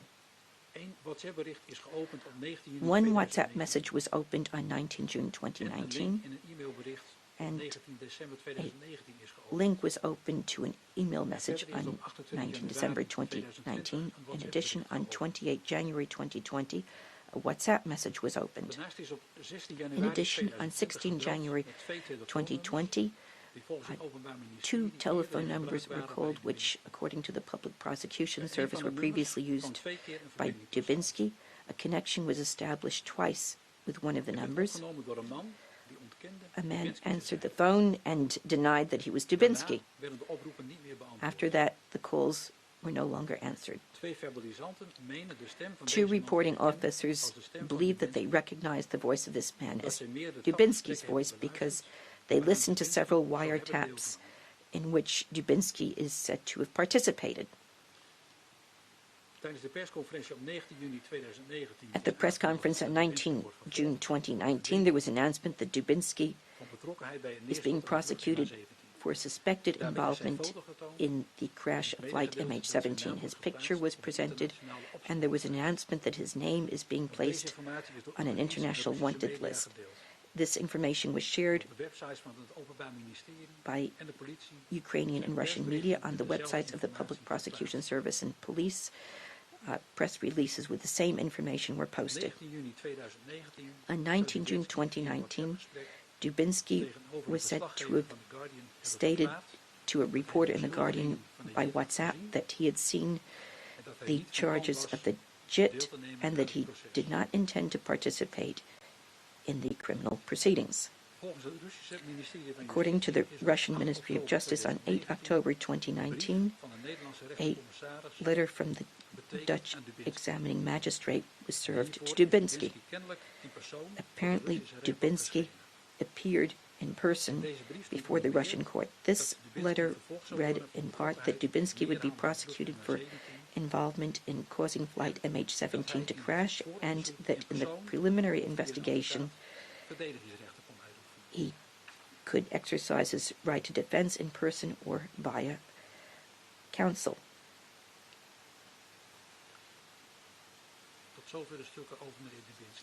Those were the documents about Mr. Dubinsky.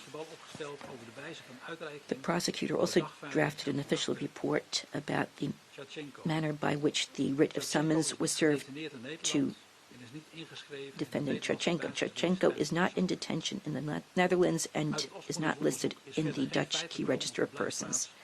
The investigation has not revealed an actual address or place of residence or a mailing address in the Netherlands for Charchenko.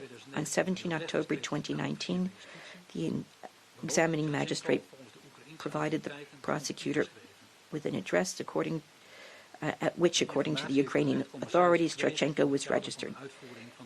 The examining magistrate obtained this information in the context of implementing an MLA to the Ukrainian authorities to serve a letter to Charchenko.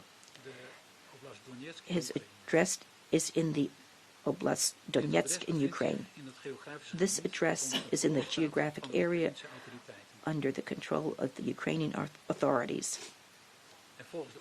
According to the Ukrainian prosecutor, Charchenko apparently left the apartment at this address around 2014 and has not resided there since. There were said to have been various raids in the premises, and representatives of the Housing Association welded the door shut twice. On 22 October 2019, the Ukrainian authorities tried to serve a letter from the Dutch prosecutor at this address. The letter provided information about the criminal case against Charchenko and the decisions by the examining magistrate pursuant to 26A in the DCCP. This letter was inserted through a slit in the door and was left in the mail slot for that address.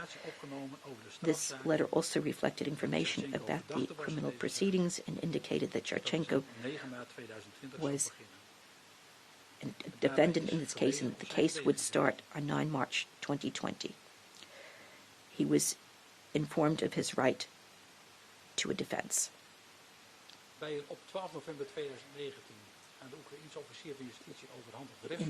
The MLA submitted on 12 November 2019 to the Ukrainian authorities. The Dutch ministry requested that the writ of summons be served to Charchenko in Dutch and Ukrainian. On 17 December 2019, it was served in that way by inserting a copy through the crack in the front door and leaving a copy in the mailbox. According to two witnesses that had been living in the complex for quite a while, Charchenko has not been seen there since 2014. He is said to have moved to Donetsk, and at that point in December 2019 was said to have been living in Horlivka. No specific address was stated there. On 5 December 2019, a memorandum was served to the clerk of the court in the Netherlands. The public prosecutor took various measures to notify Charchenko about the criminal proceedings and to learn his response to the charges and to give him the opportunity to be present at the criminal proceedings. The Public Prosecution Service approached Charchenko via phone numbers and accounts that the Prosecution Service suspected belonged to Charchenko or were used by him. They tried to contact him and to notify him via WhatsApp, email, Facebook, and VK messages. These messages included a link to a site with information about the criminal proceedings. Log files revealed that a link was opened on 19 July 2019 at 15 hours 56 minutes on an Android device from an IP address in Donetsk. Upon opening, this information was revealed in English with information about the criminal proceedings with a link to the Russian translation of the website. On 20 July 2019, the profile photograph depicting Charchenko was removed from the account. On 25 October 2019, the account turned out no longer to be active, and on 14 January 2020, the account was no longer in use.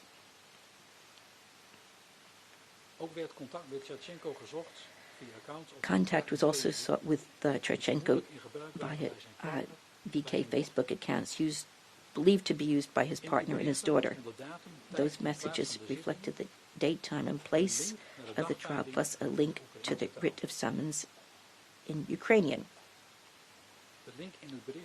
The link in the message to the presumed partner was not De link die opened. werd gezonden aan de The vermoedene link dochter sent to the presumed werd wel daughter geopend op 6 was februari opened on 2020 6 February vanaf een 2020 IP-adres from an IP address in Donetsk, in the Oblast Donetsk.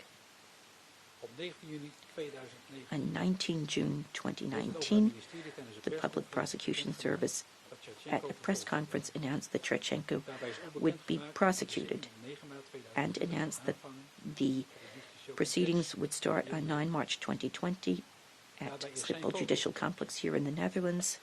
Ook werd vermeld His dat zijn naam photo was op de featured, internationale and it opsporingslijst is gezet. was also mentioned that his name Deze informatie is door de had been posted internationale on an international wanted list. This information was shared by the international Russian and Ukrainian media. A press release in Russian was posted on the public prosecution website by the police. Die zijn genoemd in het procesverbaal van These are the justitie over de documents verdachte Tjatjenko. mentioned in the record Ik heb of the hierbij public van prosecutor de about verdachten Girkin, the Dubinsky en defendant Tjatjenko Tretchenko. de stukken So samengevat. I have summarized the documents concerning uitreiking van de dagvaarding. the defendants Girkin, Dubinsky, and Tretchenko relating En ik, to the service wil nu vragen of the of writ de of summons, of nog behoefte bestaat om daar and I would like to ask the public prosecutor whether any additional is necessary to respond or whether the documents have been discussed in sufficient detail. Thank you. Ja, op basis van de stukken zoals ik die nu heb Based on the documents voorgehouden, that I have now daar presented heb ik uiteraard voorafgaand aan de zitting prior kennis kunnen to nemen. En er zijn geen andere the stukken proceedings, die hier aan the toegevoegd. court has taken note of them. No additional documents have been added, Om daarover verder nog iets te zeggen. and nobody is present to elaborate on the documents. Het oordeel van de rechter That over die means stukken that ook uit die stukken moet the- kunnen voortvloeien. The court will need Omdat to die stukken ook in het dossier zitten, base its judgment on these documents, and because the documents are all in the record, I've said that the court has reviewed them in advance, so I'm looking to my left and my right to see whether anything else needs to be mentioned. Apparently, nothing else needs to be mentioned now. dat de rechtbank op basis van die stukken tot een So, oordeel is gekomen Based on over those documents, hoe de zaak the moet worden voortgezet. court has reached a decision about how to continue the case, and I will tell you that decision. En als we nu kijken naar And wat ten aanzien van de verdachten if Girkin, we consider Dubinsky en Tjatjenko is what gedaan, has om de done dagvaarding te regarding betekenen, the defendants Girkin, Dubinsky, and Tretchenko to serve the documents, and if we die ik zo straks ook heb review that gezet, based dan constateert de on rechtbank the het prescriptions mentioned previously, the nog court Girkin notes the following: neither Girkin nor Dubinsky nor Tretchenko in Nederland. is in detention in the Netherlands or has an address in the Netherlands. Dat betekent dat hun dagvaardingen aan de That gerechtelijke means rechtbank that moeten worden betekend. The writ of Hetgeen bij summons allen is gedaan need to be op served 5 december to the 2019. clerk of the court, which took place on 5 December Omdat van 2019. hen wel een adres bekend is in het buitenland, Because an address is known for them abroad, it's also necessary to send the writ of summons with a letter in a language known to the defendants via normal post abroad and via an MLA. The writ of summons and translation for Girkin and Dubinsky were included in the MLA from 18 October 2019 and were served to the Russian authorities on 28 November 2019. The writ of summons and translation for Tjatjenko were served in an MLA on 12 November 2019 to the Ukrainian public prosecutor. So it may be established that the writs of summons in the cases against Girkin, Dubinsky, and Tjatjenko have been duly served. Next, the court needs to deliberate whether there are nonetheless reasons to suspend the case. Such a reason might concern the circumstance that upon submitting an MLA certain treaty obligations, such as including a translation in the correct language and observing certain deadlines for between service of the MLA and the criminal proceedings have not been observed. The court notes that the writs of summons of Girkin, Dubinsky, and Charchenko included a translation in Russian and/or Ukrainian.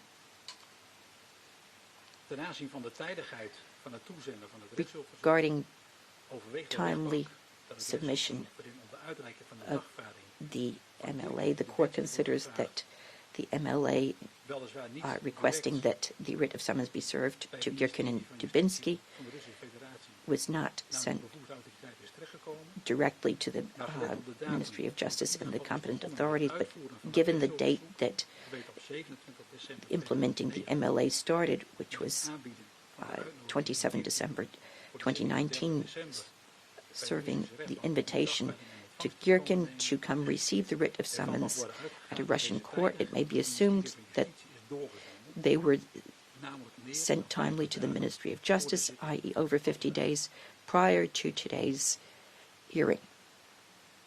ten aanzien van de tijdigheid van de toezending As for the van de timeliness rechtsverzoek aan Oekraïne, of sending de uitreiking van an de MLA dagvaarding to en Ukraine vertaling to aan Charchenko, serve the writ of summons and translation to Charchenko, deze dateert van 12 the court november finds that this is dated 12 November Daarmee is 2019, dit verzoek tijdig, so that weten 40 dagen this voor de zitting petition gedaan. was sent in time, i.e. 40 days before the court proceedings. Een reden voor schorsing van het onderzoek ter terechtzitting zou ook gelegen kunnen zijn Another reason for in de suspending omstandigheid dat er namelijk the is proceedings dat de might buitenlandse autoriteiten be geen uitvoering the hebben plausible gegeven aan de situation that rechtsverzoek. if it's plausible that the foreign authorities did not implement the MLA, Uit het voorgaande blijkt the dat above daarvan evenwel reveals geen sprake is. that that is not the case. Zowel Oekraïne als Rusland Both hebben Ukraine het verzoek and uitgevoerd. Russia implemented the En MLA. de omstandigheid dat dit in geen van de The gevallen circumstance heeft geleid that tot in een none of the persoon cases doet hieraan niet was af. the writ of summons served to the individual does not change that. Zijn aangeboden op het The adres documents waarop de verdachten zich hebben were ingeschreven. served at the address where the defendants were registered. In het geval van Dubinsky zijn er sterke aanwijzingen As for dat hij Dubinsky, daar ook daadwerkelijk There verblijft are op het strong adres waarop hij is indications that he actually resides at the address where he's registered. The Russian authorities have sent notice that on 8 October 2019, he did in fact fetch the letter from the Dutch prosecutor after having been summoned to appear on that date. So that would mean that he did in fact receive this letter. And this letter notes this criminal case and the charges against him, the suspected charges against him. As for Girkin and Charchenko, that's a different matter. In their case, there are no indications that they in fact received the writs of summons. Based on the statements from the neighbors, they may indeed not reside at the address where they're registered. Considering the different summons sent to Girkin, Dubinsky, and Charchenko through different channels, official letters, whether or not they were served in person, emails, messages via social media, websites, and press conferences, and the reactions from Girkin and Dubinsky, apparently, in the different media reactions via newspapers and social media, the court has no doubt that they are all aware of these criminal proceedings.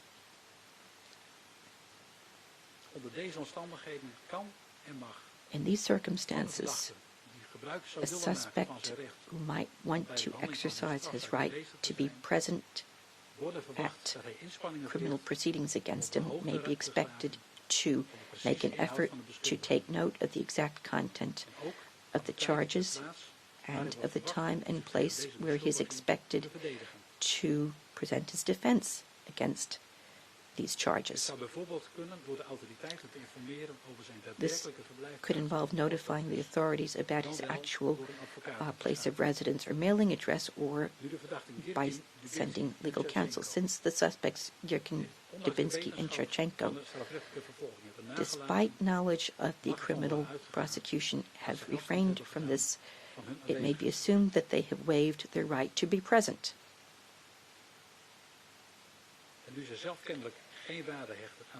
Since apparently they do not attribute any value to the right to be present at the criminal proceedings, the court will allow the due process to prevail, and in the case against Girkin, Dubinsky, and Churchenko, will try them in absentia, and in the case against Girkin, Dubinsky, and Churchenko, we will proceed. Of course, the suspects are free to be present at a later point during the criminal proceedings. The absentia will then be rectified, and the procedure may then be continued as an adversarial procedure. And the court offers the option to order that the person appear in person and to order that the person appear before the court. However, the court will not proceed to doing this, since this does not seem meaningful or sensible. The exact place of residence of these suspects is unknown. In addition, they are believed to reside in a country that is unable or will not extradite its own citizens. After these observations and decisions by the court, it's time for the Public Prosecution Service to present the case, and although we just had a break and it's now almost noon, I believe it's time to attend this presentation. After the presentation, we will have a break. Please go ahead.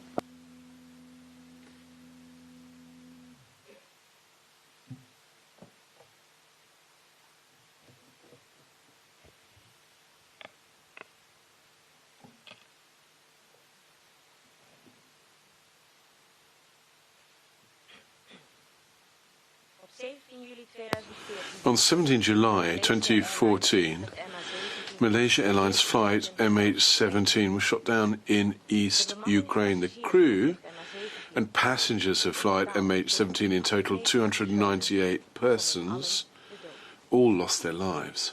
And more than one country in the world, namely Australia, Belgium, Canada, Germany, the Philippines, Indonesia, Israel, Italy, Malaysia, the Netherlands, New Zealand, Romania, the United Kingdom, the United States, Vietnam, and South Africa all mourn for the demise of their citizens. Today, the criminal proceedings against 4 defendants start: Igor Girkin, Sergei Dubinsky, Oleg Pulatov, and Leonid Kharchenko. In the opinion of the Public Prosecution Services, they organized that around 17 July 2014, a deadly weapon, a Buk Taylor, was transported to East Ukraine, as well as arranging that said Buk Taylor was brought to a location from which a Buk missile was launched, which missile hit said flight MH17. Subsequently, they also saw to it that the deadly weapon was returned. All 4 defendants have been summoned on the suspicion of, first, to cause flight MH17 to crash, resulting in the deaths of all occupants, a criminal offence under section 168 of the Dutch Criminal Code, and second, the murder of 298 occupants of flight MH17, a criminal offence under sections 289 and 287 of the Dutch Criminal Code. Both these criminal offences were charged against the defendants in 4 alternatives. Principally, having acted as co-author in an organisation context, alternatively having participated in the commission of a defence, or alternatively, having participated in the instigation of aforementioned criminal offence, and final alternative, having participated in the complicity in aforementioned criminal offences. The consequence of the actions of the defendants was the death of Van Amran Binwan Hussein, Eugene Chujin Leong, Ahmad Hakimi bin Hanapi, Muhammad Firdaus bin Abdul Rahim, Muhammad Ghaffar bin Abu Bakr, Dora Shahila binti Qasim, Azrina binti Jacob, Li Hui Pin, Mastura binti Mustafa, Eve Chong Yi Peng, Sheikh Mohammed Nur bin Mahmud,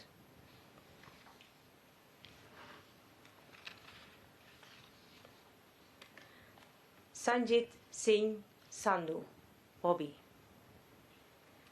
Hamvaslin Sham Mohammed Arifin, Nur Shasana binti Mohammed Saleh,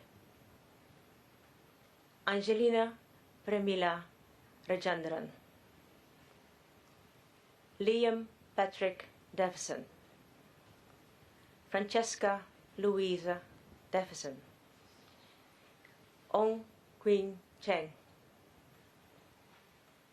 Jan van der Steen, Cornelia Vooram, Frederike van Zijtveld, Robert Jan van Zijtveld,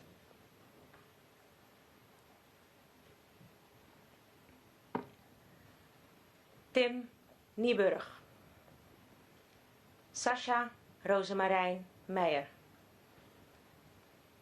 Victor Oreshkin, Shaka Tamaputra Panduwinata, Miguel Kiasi Panduwinata, Tami Tamsanka Uiterlinde, Yvonne Kappen, Tess Droeg, Liv Droeg, Remco Droeg, Leon Wels, Connie Wels Stuiver, Sam Wels, Li Kya Yin, Liu Yao Chi, Charles Louise Smallenburg, Carlijn Willemijn Smallenburg, Werther Vlaanderen Smallenburg, Therese Marie Elisabeth Smallenburg Brouwer, Tamara Adriana Ernst, Emiel van Muilwijk, Adinda van Muilwijk, Vicky van Muilwijk Cardia, Paul van der Sande, Suzanne Heijmans, Steven van der Sande, Tessa van der Sande, Alex Ploeg, Edith Ploeg Kuipers, Robert Ploeg, Robin Hemelrijk, Helena Maria Siedelik, Rob van Keulen, Carolien van Keulen van Doorn, Allard van Keulen, Jeroen van Keulen, Nguyen Ngoc Min, Dang Min Chao, Dang Quoc Thuy, Henk Kroon, Ina Kroon Broghammer,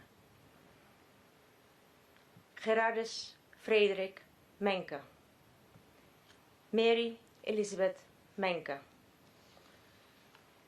Cor Schilder Pan. Neeltje Tol. John Paulussen. Julie Hastini. Arjuna Paulussen. Sri Paulussen. Lian Derden. Joep Lange. Jacqueline van Tongeren.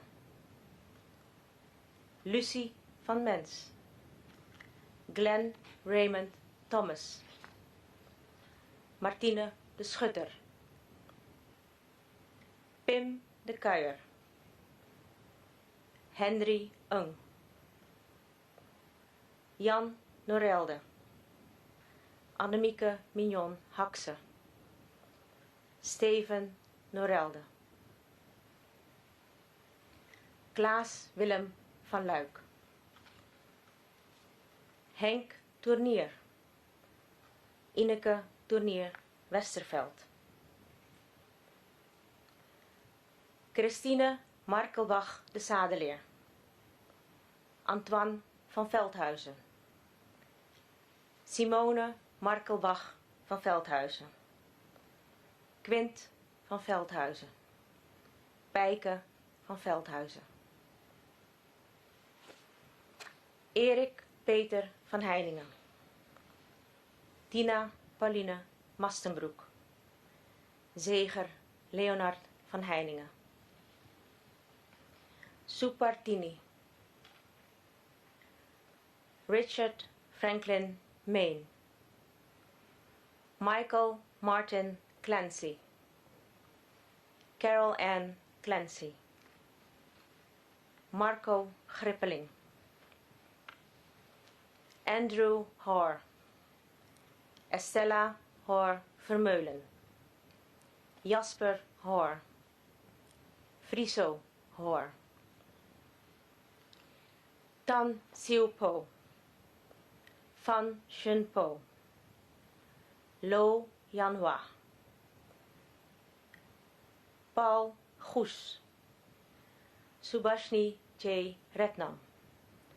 Kaela Maya J. Goes. Itamar Afnon. Tambi bin G. Ariza binti Ghazali. Mohammed Afif bin Tambi. Mohammed Afsal bin Tambi. Marsha Azmina binti Tambi. Mohammed Afrous bin Tambi. Ben Pocock. Regis Robert Corolla. Ingrid Maya Meijer. Sophie Charlotte van der Meer. Fleur Isabelle van der Meer. Bente Willemijn van der Meer. Oscar Kotte. Remco Kotte. Miranda Kotte Smolders. Talander Franciscus Niewold. Sjors Pijnenburg. Christy van den Schoor. Gijsbert van Duin. Inge van der Sar. Peter Soeren. Janneke Nelissen. Priya Kaushalya Jairamdas Punjabi Vijendran. Gust Moors. Toos Moors Ruiter. Lorenzo van de Kraats. Rob van de Kraats. Barbara de Bruin. Huub van Vreeswijk. Eline Marieke Franks. Jeroen Renkers. Karen Honakker. Tim Renkers. Jeroen Wals. Brett Wals. Jinte Wals. Amel Wals. Solen Wals. Nicole Wals Martens. Roger Gard. Jill Gard, Harry Wagemans, René van Gene, Daisy Reisa, Howard Raymond Horder, Susan Merlin Horder, John Lahey, Lilian Brouwers, Theo Kamsma, Karen Bras, Quo Kamsma, Sergio Paulo Otokjan, Esther Otokjan de Ridder, Julian Tiamo Otokjan, Elsemiek de Borst, Christopher Allen, Sandra Ellen Martens, Ian Allen, John Allen, Julian Allen, Hasni Hardy Parlan, Jack Samuel O'Brien, Bart Lambrechts, Astrid Hornix, Stephen Leslie Anderson, Hanny Huntjens, Erik Vleesebeek, Lieke Gianotte, Daisy Jo Oelers, Bryce J.C. Frederiks, Gabrielle Gabi Lachet, Hadiono Budianto Gunawan, Irene Kabili Gunawan Pavilion, Daryl Dwight Gunawan, Cheryl Shania Gunawan, Rishi Vinishkumar Jinku, Nisha Natasha Sabita Devi Jinku Binda, Joop Albert de Roo, Auke Dalstra, Aafke Dalstra de Vries, Siti Amira Binti Parawira Kasuma, Ninik Yuriani, Doni Tukiran Jodi Kromo, Annelene Rostium Misran, Maarten de Vos, Cameron Douglas Delziel, Willem Witteveen, Litwien Heerkens, Marit Witteveen,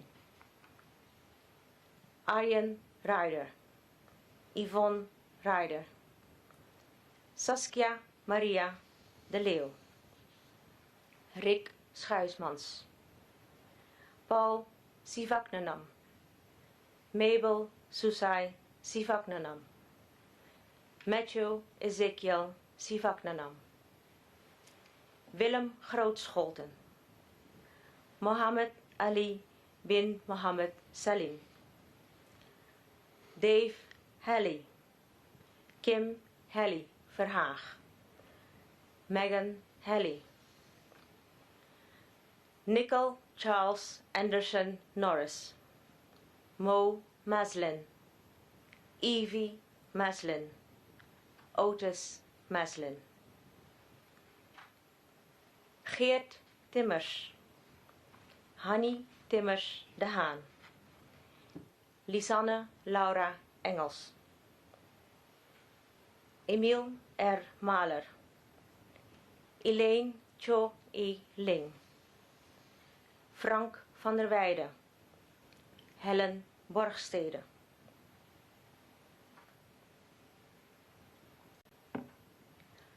Karamjit Singh Karnel Singh,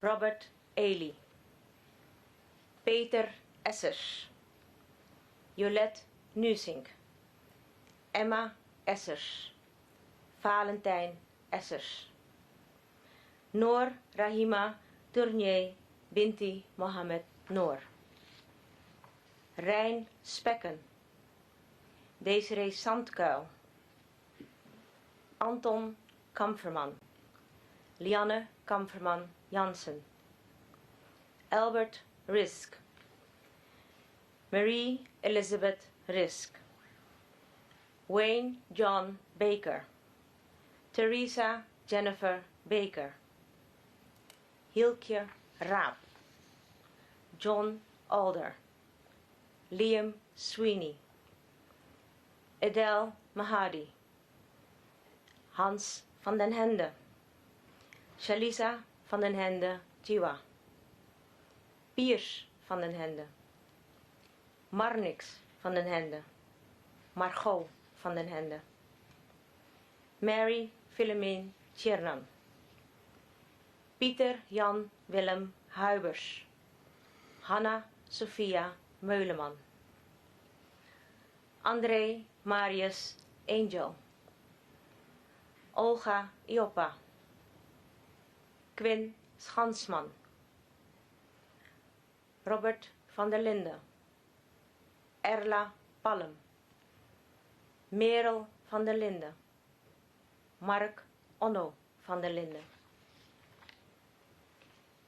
Gerda Liliana Lahenda, Jane Madeleine Adi Suchipto Kraai, Wouter Johannes Wilhelm Vorselman, Jeroen van de Mortel, Winneke van de Mortel van Wiggen, Milia van de Mortel, Kevin Jesrun, Wayan Sujana, Benoit Chardon,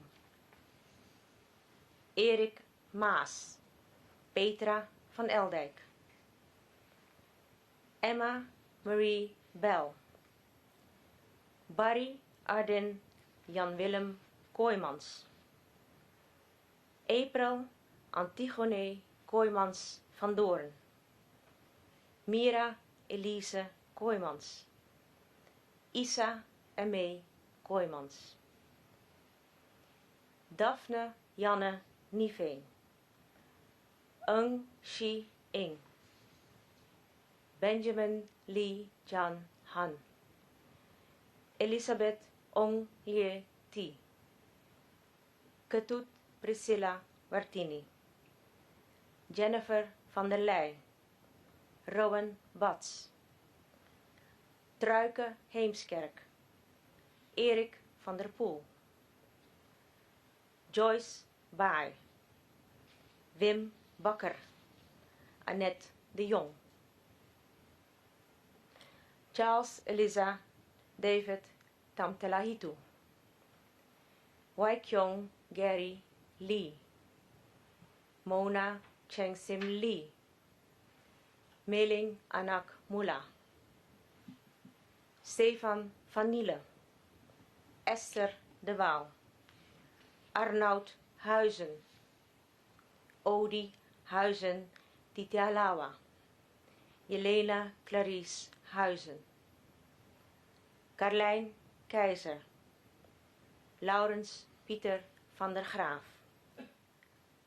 Fu Ming Lee, Petra H. van Langeveld, Gary L. Slok, Fatima Dijinski.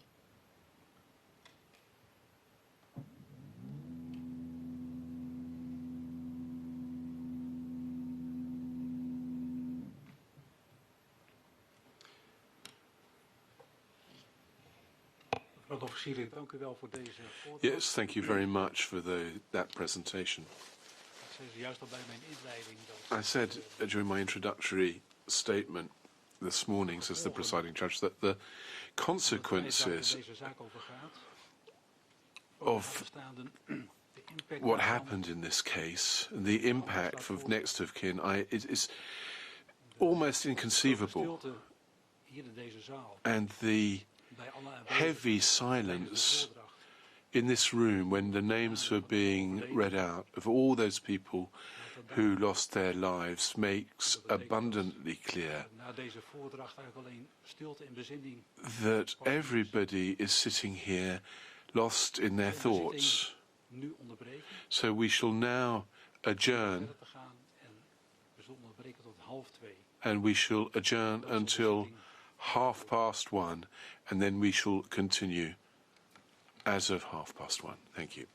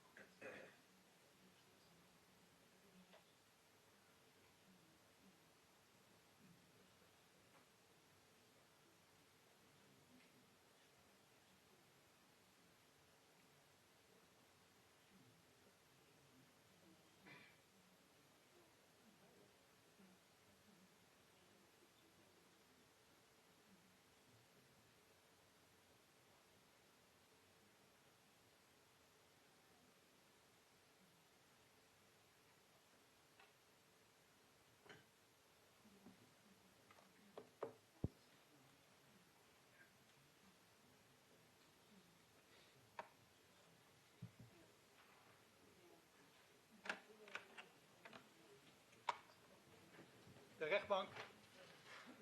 All rise.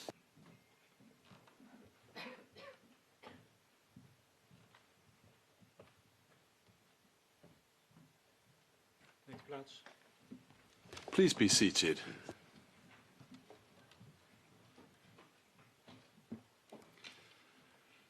De zitting wordt hervat. So the sitting has been reconvened and is now open. And first of all, we will have the prosecution for the opening statement, and afterwards we will have defense for Mr. Pulatov. We'll have the opportunity to make an opening statement as well. I've also got a report from Ms. Jagers, and there you said that the support team for victims might like to make a few comments about how that team was put together. I don't know whether you've received my answer to you. Good. It obviously has. Would you like to make most of that opportunity? Unfortunately, the interpreters are unable to hear what's being said in the courtroom without a microphone. So, what you sent me, the court clerks have received that. Want heeft u daar ook rekening mee gehouden om dat op papier bij u te hebben? Ja, meneer voorzitter, ik zal u toelichting geven. Yes, I can give an explanation. Ik heb niet de gelegenheid gehad om op papier.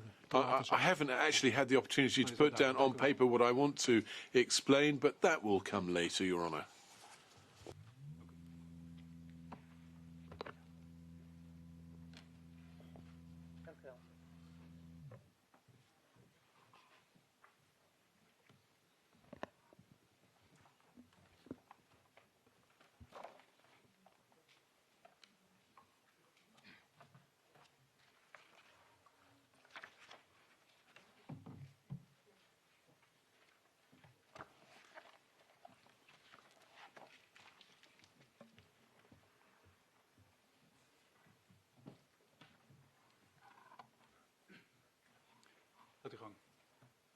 Please go ahead. Yes, thank you very much, Your Honour. Your Honours. More than 5 years ago, on 17 July 2014, Malaysia Airlines flight MH17 was shot down. All 298 people on board, men, women, young adults and children, lost their lives. The oldest victim, Gerda Liliana Lahenda, was from Indonesia and was 82 years old when she died. The youngest victim, Benjamin Lee Jian Han, was from Malaysia and was just 1 year old. On 17 July 2014, not only 298 lives were lost, many more lives were never the same after that day, and the loss of loved ones left deep wounds in the lives of the victims' families. Their loss was compounded by the delay they faced before they could say farewell, the uncertainty of whether a loved one's remains could be brought home, the shock they felt if it did happen, often on successive occasions, the grief they felt if it didn't happen. Two parents who lost their only child described their grief as follows. Death has become something different now. It's not something to be afraid of anymore. We're just serving out our days now, and after we die, maybe we'll be with her again.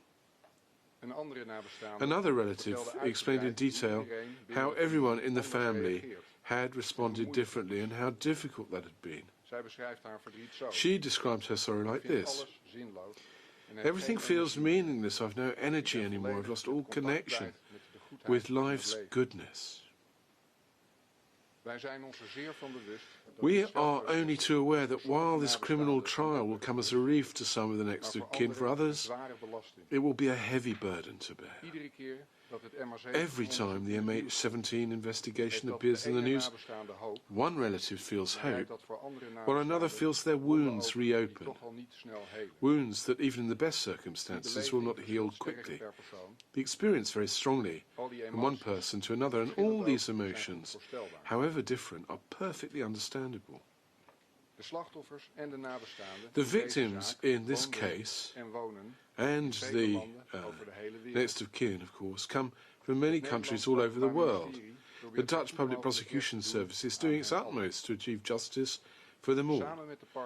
We and our partners in the Joint Investigation Team, the JIT, will ensure that all the victims' relatives will be informed as well as possible about the trial and, where possible, about the investigation.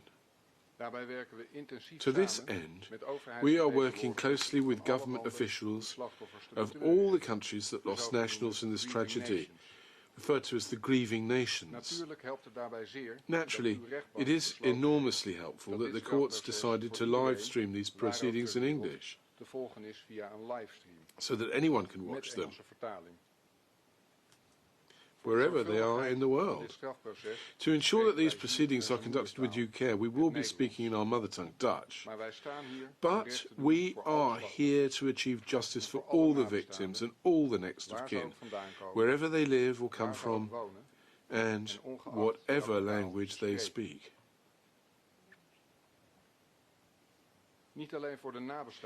In addition to the next of kin, the residents of the disaster area in Ukraine are another group who will never forget 17 July 2014. Many of them were directly confronted with the horrific consequences of the downing of flight MH17. Wreckage and bodies fell from the sky, sometimes straight through the roofs of their houses. In eastern Ukraine, many ordinary residents and emergency personnel worked in difficult conditions in the midst of an armed conflict to recover the victims' bodies and later to commemorate the tragedy. Their efforts deserve the highest appreciation. Equally deserving of appreciation are the many investigators, experts and other parties all over the world who, over the past few years, have worked patiently and tirelessly on the investigation of this case. It is an exceptionally complex investigation, not least because of the armed conflict on the ground, the Russian Federation's active efforts to obstruct the investigation, and the risks faced by local witnesses who live in a lawless area where might is still right. It is to the enormous credit of everyone involved from many countries that despite those challenges, the JIT, has largely succeeded in establishing what happened on 17 July 2014. Not only the 5 countries of the JIT, Australia, Belgium, Malaysia, the Netherlands and the Ukraine, but also the many other countries that have contributed to the investigation in other ways, for example, by providing legal assistance. The JIT could never have taken this investigation as far as it has without the courage and commitment of countless journalists and ordinary citizens, citizens who've chosen to testify about what they saw, despite the risks to themselves. Journalists and citizens who, with great resolve, conducted their own investigations and then reported their findings. The JIT made grateful use of these findings too, as it steadily progressed with its own investigation, although it always had to analyse and verify the work of other parties. But having said that, the many and varied contributions of ordinary citizens to this investigation were so substantial that they too deserve great appreciation. The extent to which committed individuals were able to help establish the truth in this case inspires hope. We may live in a time where lies seem to be told often and easily, but thanks to today's many digital investigation tools, the determination and ability of ordinary citizens to expose those lies are greater than ever. This investigation is a reaffirmation that the truth will come out. All of these joint international efforts have resulted in the case file that will now be presented to the court. It deals with the investigation of all the possible causes of the downing of MH17. The JIT previously announced after long and careful investigation its findings concerning the primary scenario that flight MH17 was shot down by Buk-Taylor missile installation from the Russian Federation. The JIT also investigated several other scenarios that flight MH17 crashed following an onboard explosion, that it was shot down by a fighter aircraft, or that it was shot down by the Ukrainian armed forces. All these scenarios are examined in the case file, and all the relevant evidence is elucidated. That evidence includes many documents provided by the Russian Federation. All information that the Russian Federation has given the JIT or announced during press conferences was weighed up and analysed in the course of the investigation. We look forward to explaining the course and the findings of the investigation in more detail here at this hearing. After assessing all the evidence, the court will have to reach a judgment as to whether the defendants are guilty or not guilty. There are Igor Girkin, Sergei Dubinsky, Oleg Pulatov, and Leonid Karchenko.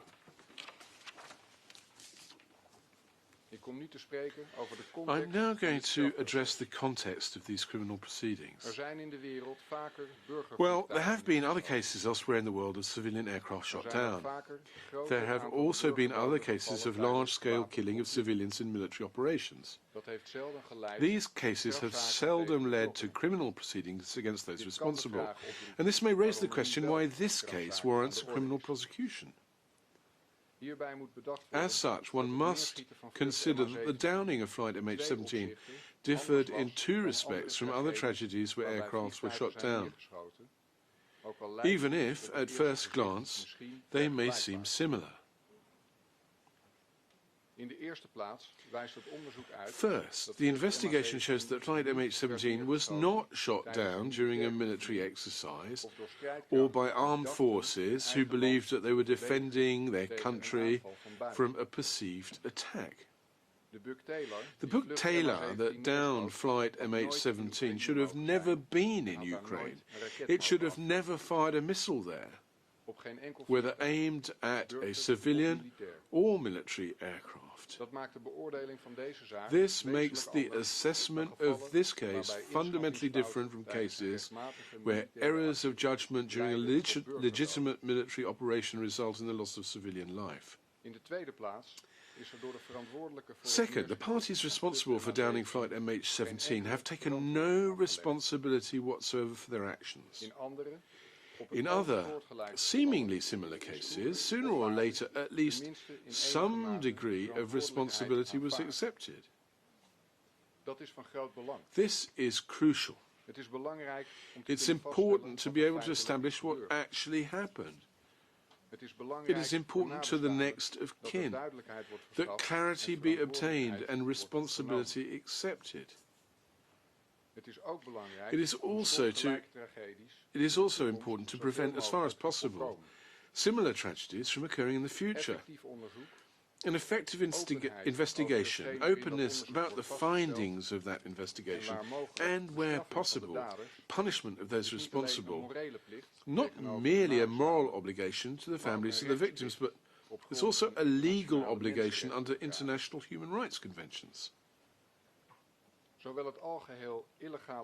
Both the entirely illegal character of the firing of the missile and the lack of accountability accepted afterwards by those responsible make the downing of flight MH17 different from seemingly similar tragedies.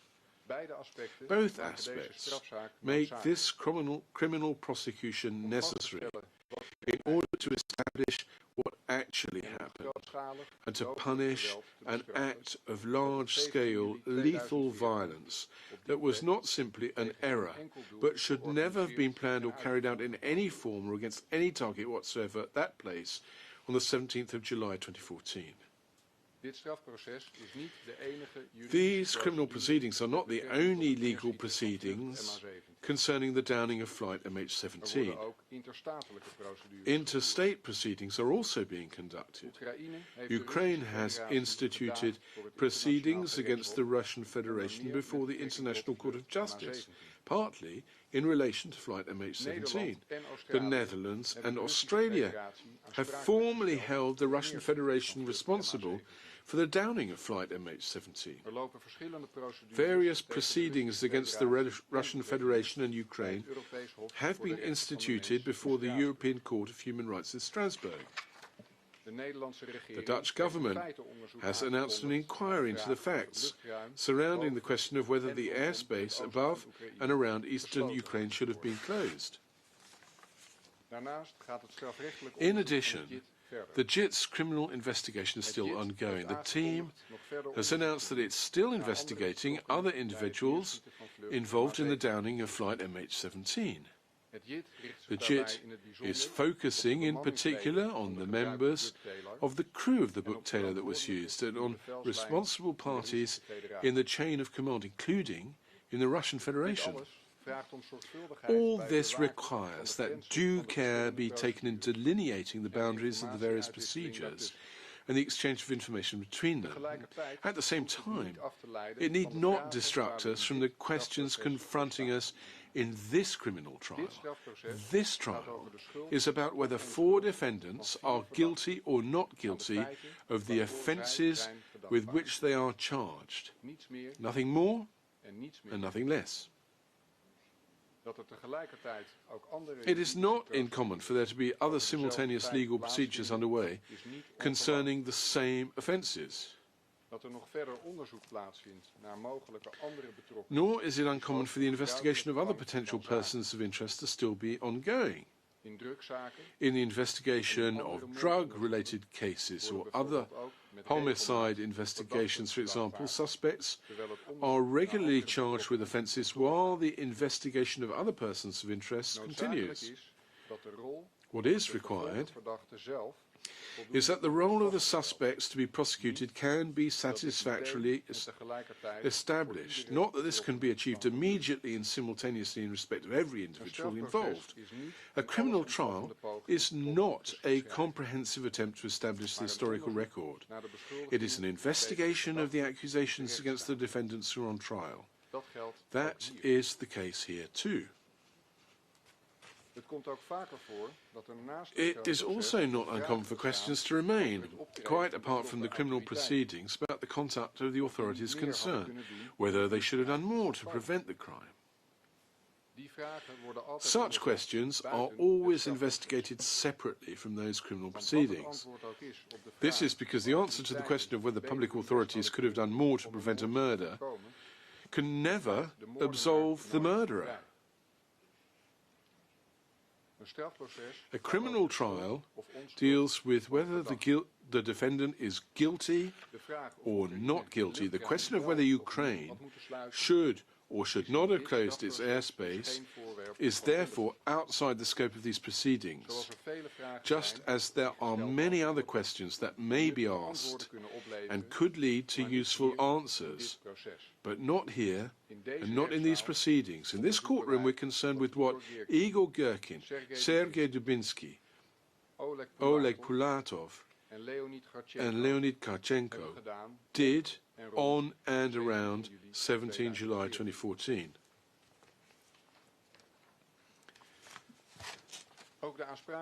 Lastly, any decision by other countries to hold the Russian Federation responsible also does nothing to detract from the charges being brought in this courtroom against the 4 defendants. State responsibility is a separate matter from criminal responsibility of individuals.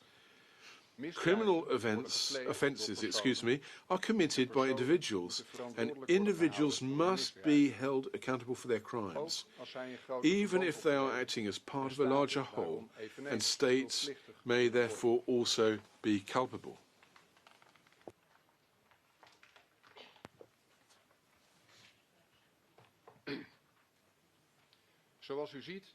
As you can see, none of the 4 defendants has complied with the summons by the Public Prosecution Service to appear today in court. De verwachting is dat dit op andere zittingsdagen The niet situation is not anders zal expected to be otherwise on subsequent days either. Een vraag die mogelijk bij veel mensen leeft, Many people may is wonder waarom het Openbaar why Ministerie the Public een proces Prosecution begint, Service should embark on a waarbij bij trial voorbaat al viel te verwachten when dat it de could be verdachten assumed in niet zouden advance komen opdagen that the defendants would not appear, en waarbij het ook zeer de vraag and is when of it's de highly verdachten, questionable als zij whether worden the veroordeeld, defendants, if ooit convicted, daadwerkelijk een will ever straf be zullen punished ondergaan. in practice.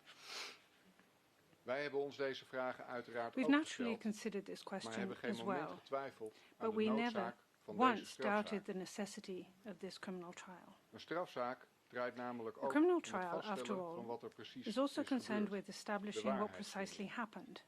It's about De establishing the verdachte truth. kan daarbij een belangrijke A rol defendant can spelen play a door key een role verklaring in af that te leggen process over wat er by in giving zijn evidence ogen about is what, in voorgevallen. his view, Maar occurred. zijn inbreng is niet But his noodzakelijk participation is not voor een necessary legitieme uitkomst. for a legitimate outcome. Het komt in strafzaken geregeld It is voor fairly common dat in de criminal verdachte niet trials op de zitting for a verschijnt defendant not to appear of daar wel in komt, court maar or weigert to een appear, verklaring af te but to leggen. refuse to give evidence. Ook in die zaken In zal de such rechter cases op too, basis van het the aanwezige court must, onderzoeksmateriaal on the basis een of the oordeel moeten evidence vellen presented, over de reach a vraag wat er judgment is on gebeurd what happened en wat de strafrechtelijk relevante rol and van what de the role of verdachte the defendant daarbij was is in the geweest. context of criminal law. Dat is in deze zaak niet anders. This case is no different in that respect. Wij menen dat het onderzoek van In de our view, afgelopen 5,5 over the jaar past 5.5 materiaal years, heeft the investigation has dat produced uw so much rechtbank material voldoende in staat that your zal zijn court om een will be gefundeerd sufficiently oordeel te capable vellen of reaching a over wat er is well-founded gebeurd, judgment on what ook occurred, zonder de inbreng even van de without verdachte. any input from the defendants. Daarbij doet het Openbaar Ministerie The Public er alles Prosecution aan Service wat will do redelijkerwijs everything mogelijk that is is om de reasonably verdachte possible de kans te to give geven the hun defendants kant the van het opportunity verhaal te to tell vertellen. their side of the Wij story. zullen daar zo dieper op ingaan. We'll discuss this in more detail shortly.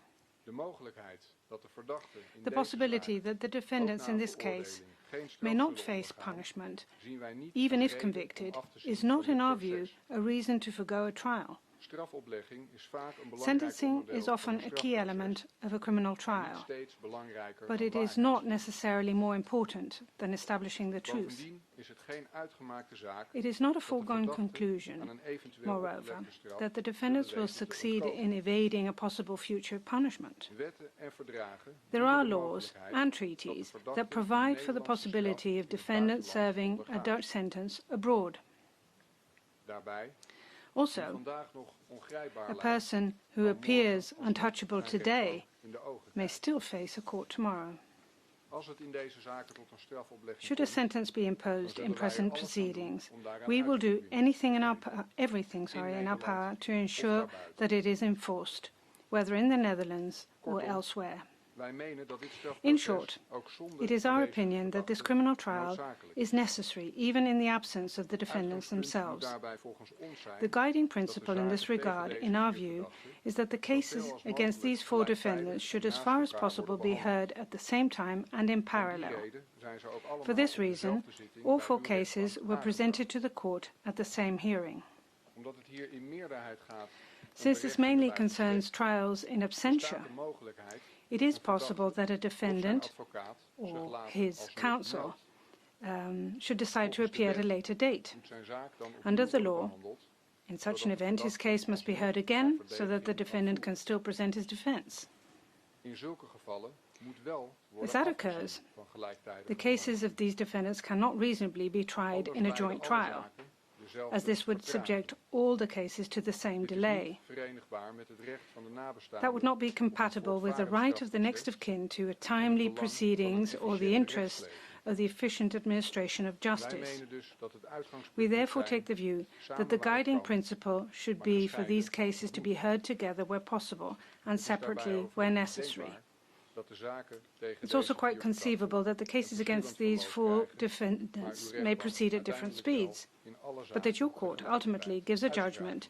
on all 4 cases at the same time.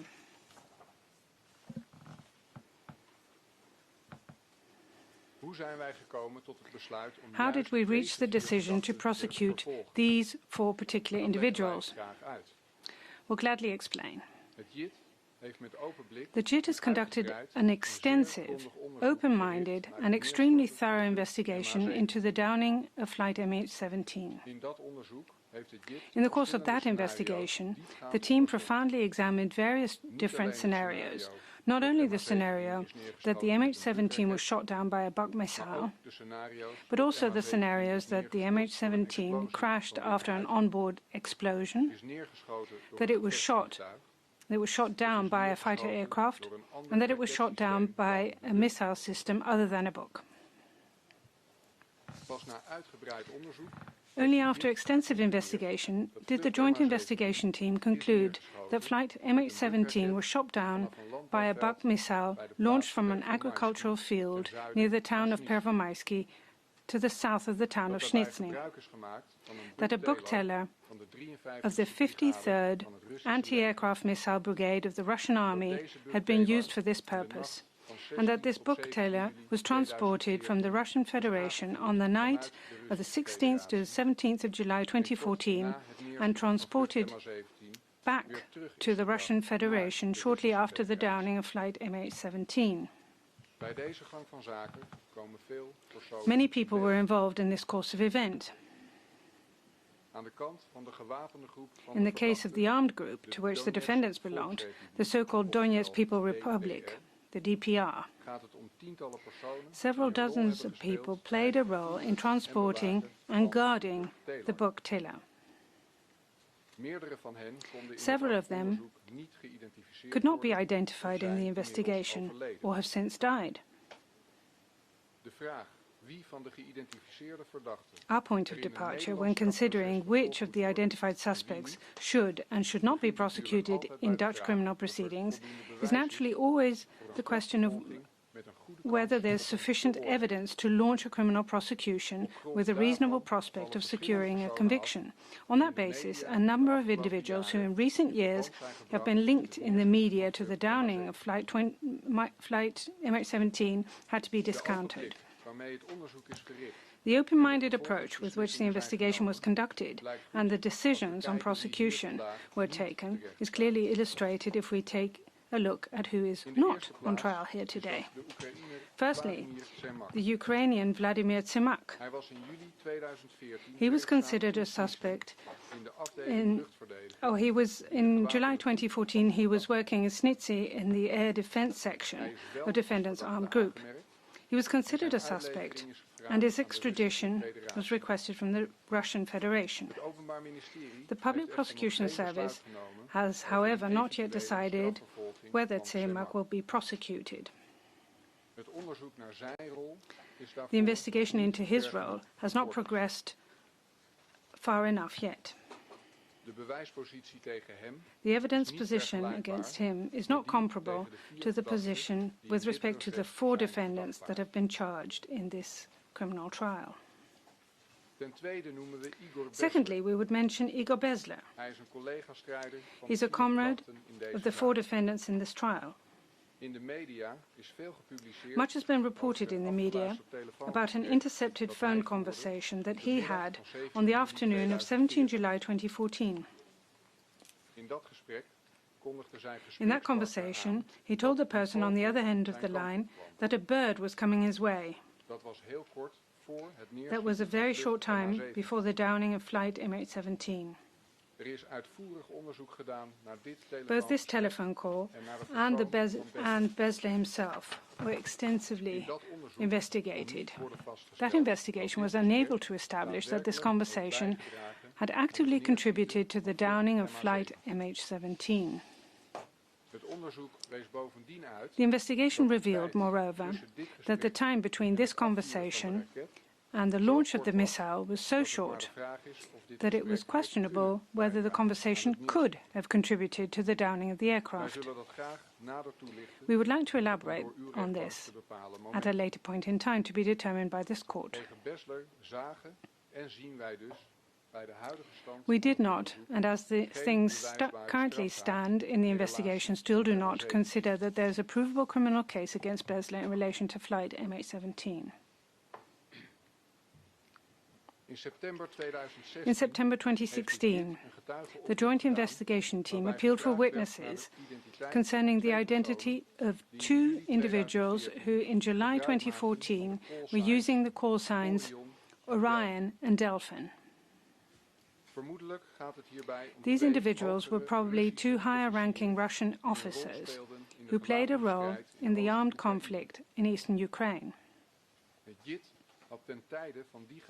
At the time of this witness appeal, in 2016, the JIT suspected that these men had also played a role in the downing of flight MH17. In an intercepted phone conversation on 14 July 2014, for example, Orion said that they now have a book and are going to shoot down aircraft. However, subsequent investigation that took place after September 2016 revealed that in the days prior to 17 July 2014, various persons and groups fighting the Ukrainian armed forces were trying to attempt to acquire a book system. Most of these attempts appear to have been unsuccessful. Orion's conversation on 14 July probably concerned a bugtailor that was brought across the border from the Russian Federation, but then caught fire and was rendered useless before it could be deployed. Other telephone conversations featured discussion of bug systems that were expected, but in the end were never delivered. The JIT's investigation ultimately yielded concrete information about only one book system that was in the area in question, and could actually be deployed on 17 July 2014. That was the bugtailor that was brought to the agricultural field near Pervomansky. Therefore, in regard to Orion's telephone conversation, which in September 2016 seemed so relevant, we have now concluded, on the basis of the latest findings of the investigation, that the conversation was unrelated to flight MH17 and instead concerned a different bugtailor which caught fire before it could be used. It appears that Delphin, in any event, was involved in the removal of the bugtailor that downed MH17. But at this point in the investigation, there is no evidence that his role was comparable to that of the four defendants in this trial.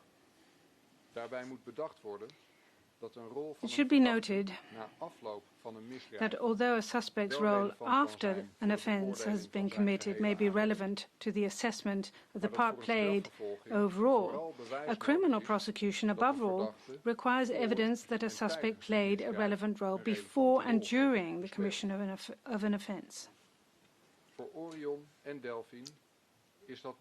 To date, there is no such evidence where Orion and Delphin are concerned, and therefore they're not being prosecuted in these proceedings. This illustrates once again that in this matter we continue to weigh up the evidence with an open mind and draw the appropriate conclusions, even if this requires us to adjust our points of view. We go where evidence leads us, and only there.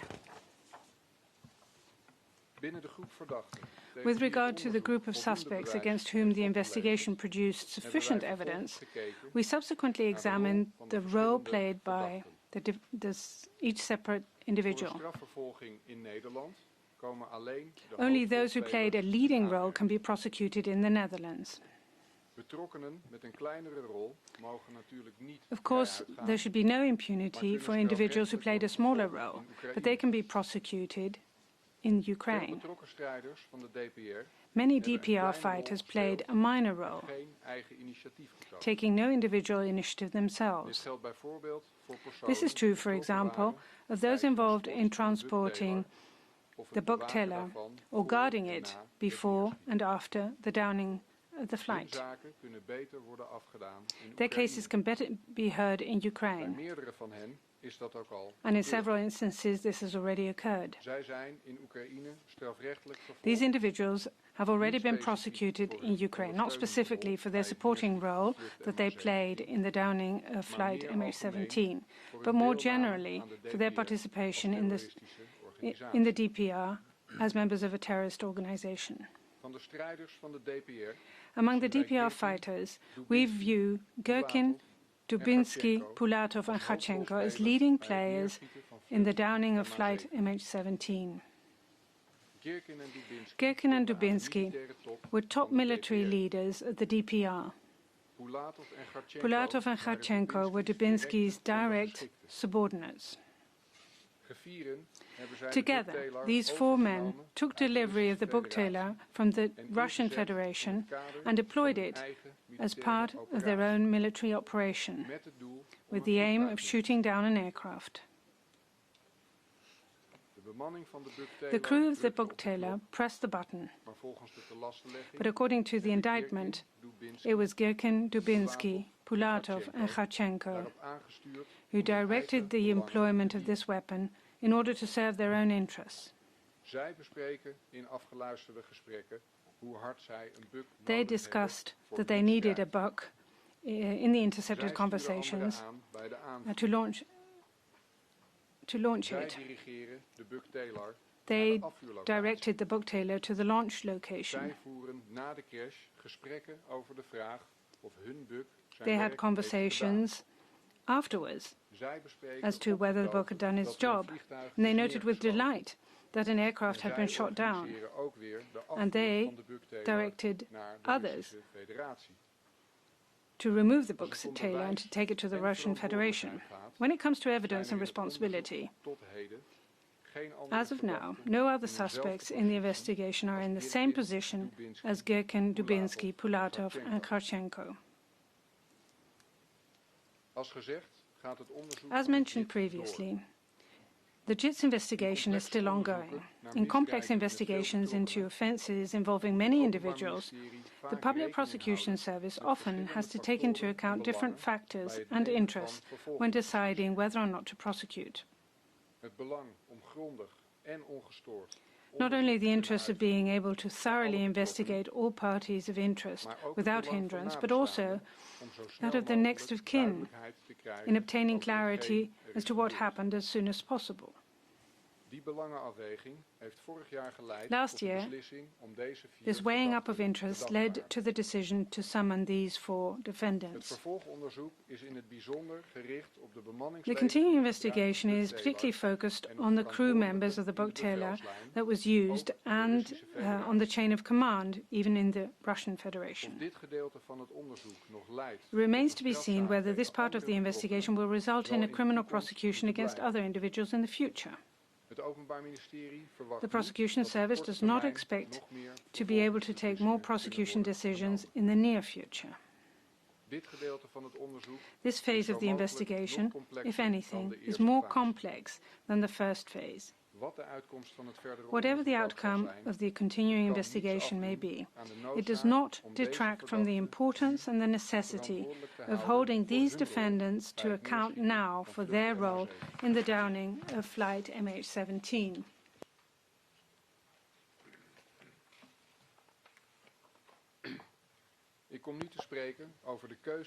Now I will be discussing the decisions in drafting the indictment.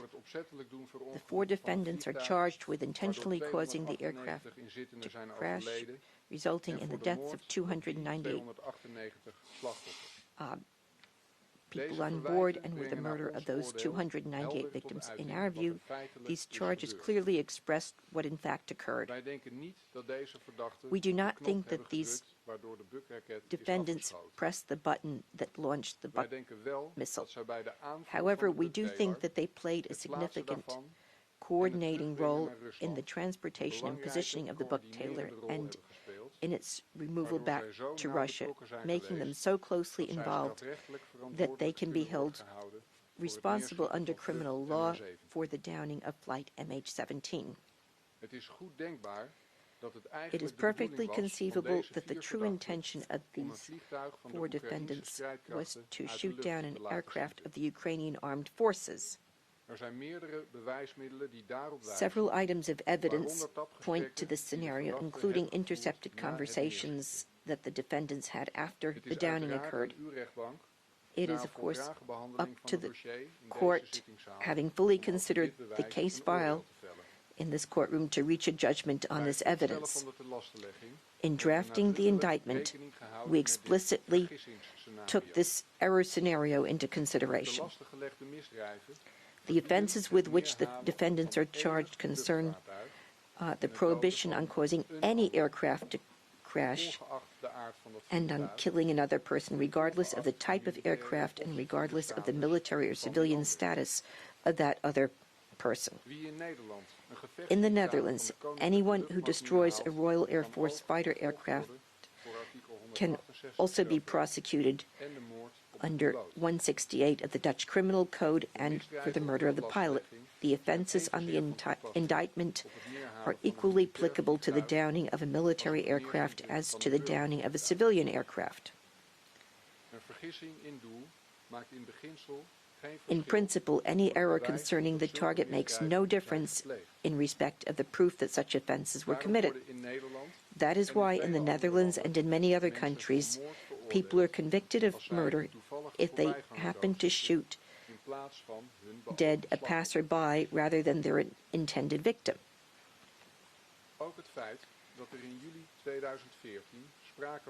And the fact that in July 2014 an armed conflict was taking place in Ukraine received consideration drafting the indictment. As you know, in July 2014, eastern Ukraine was the scene of heavy fighting between the Ukrainian armed forces and various armed groups.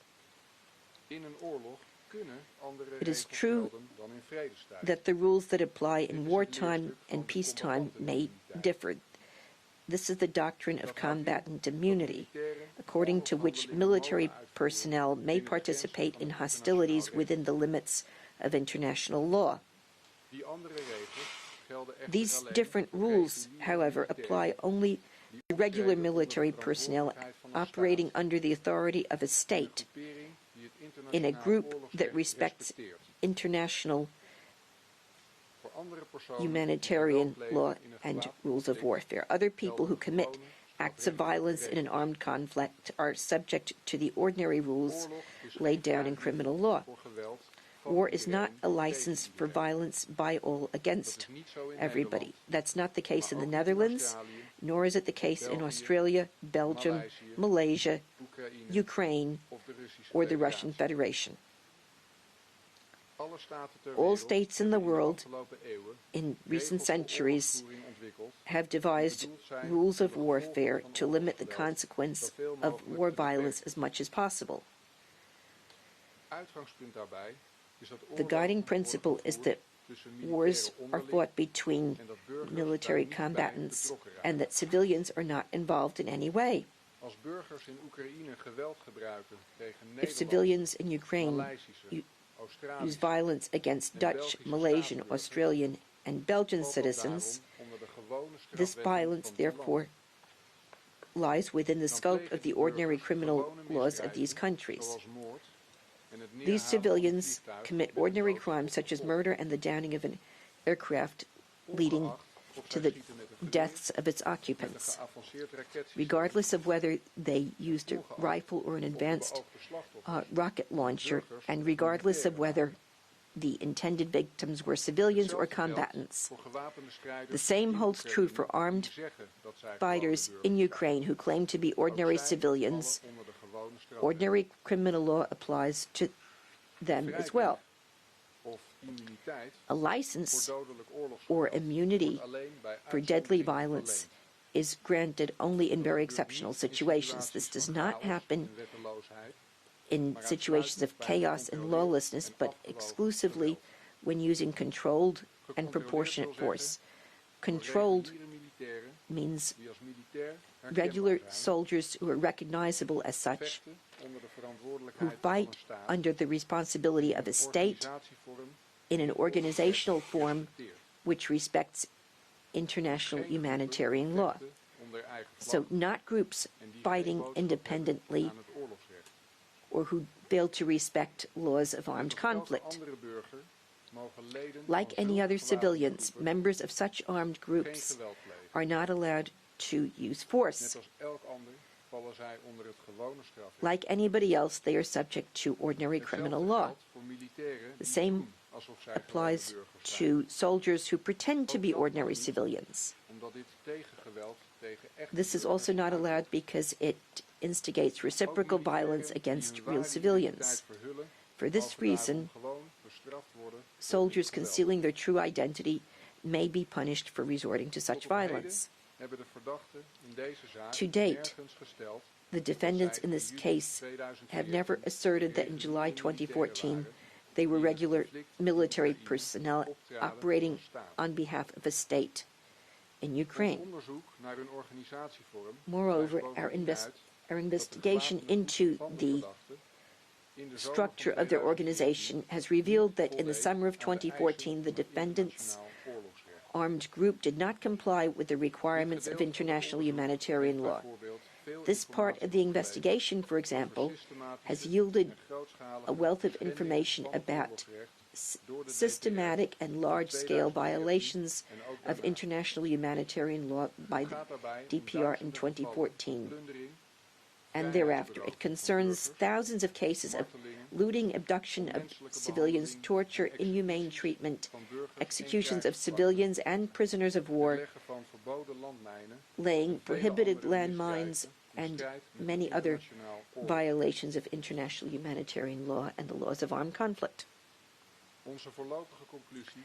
Our provisional conclusion is therefore that the suspects in July 2014 were not entitled to claim combatant immunity and that they had no right or excuse to resort to violence in eastern Ukraine. Whoever systematically violates humanitarian law cannot invoke it to their benefit in a criminal trial. The suspects can therefore be tried for crimes such as murder and intentionally downing an aircraft.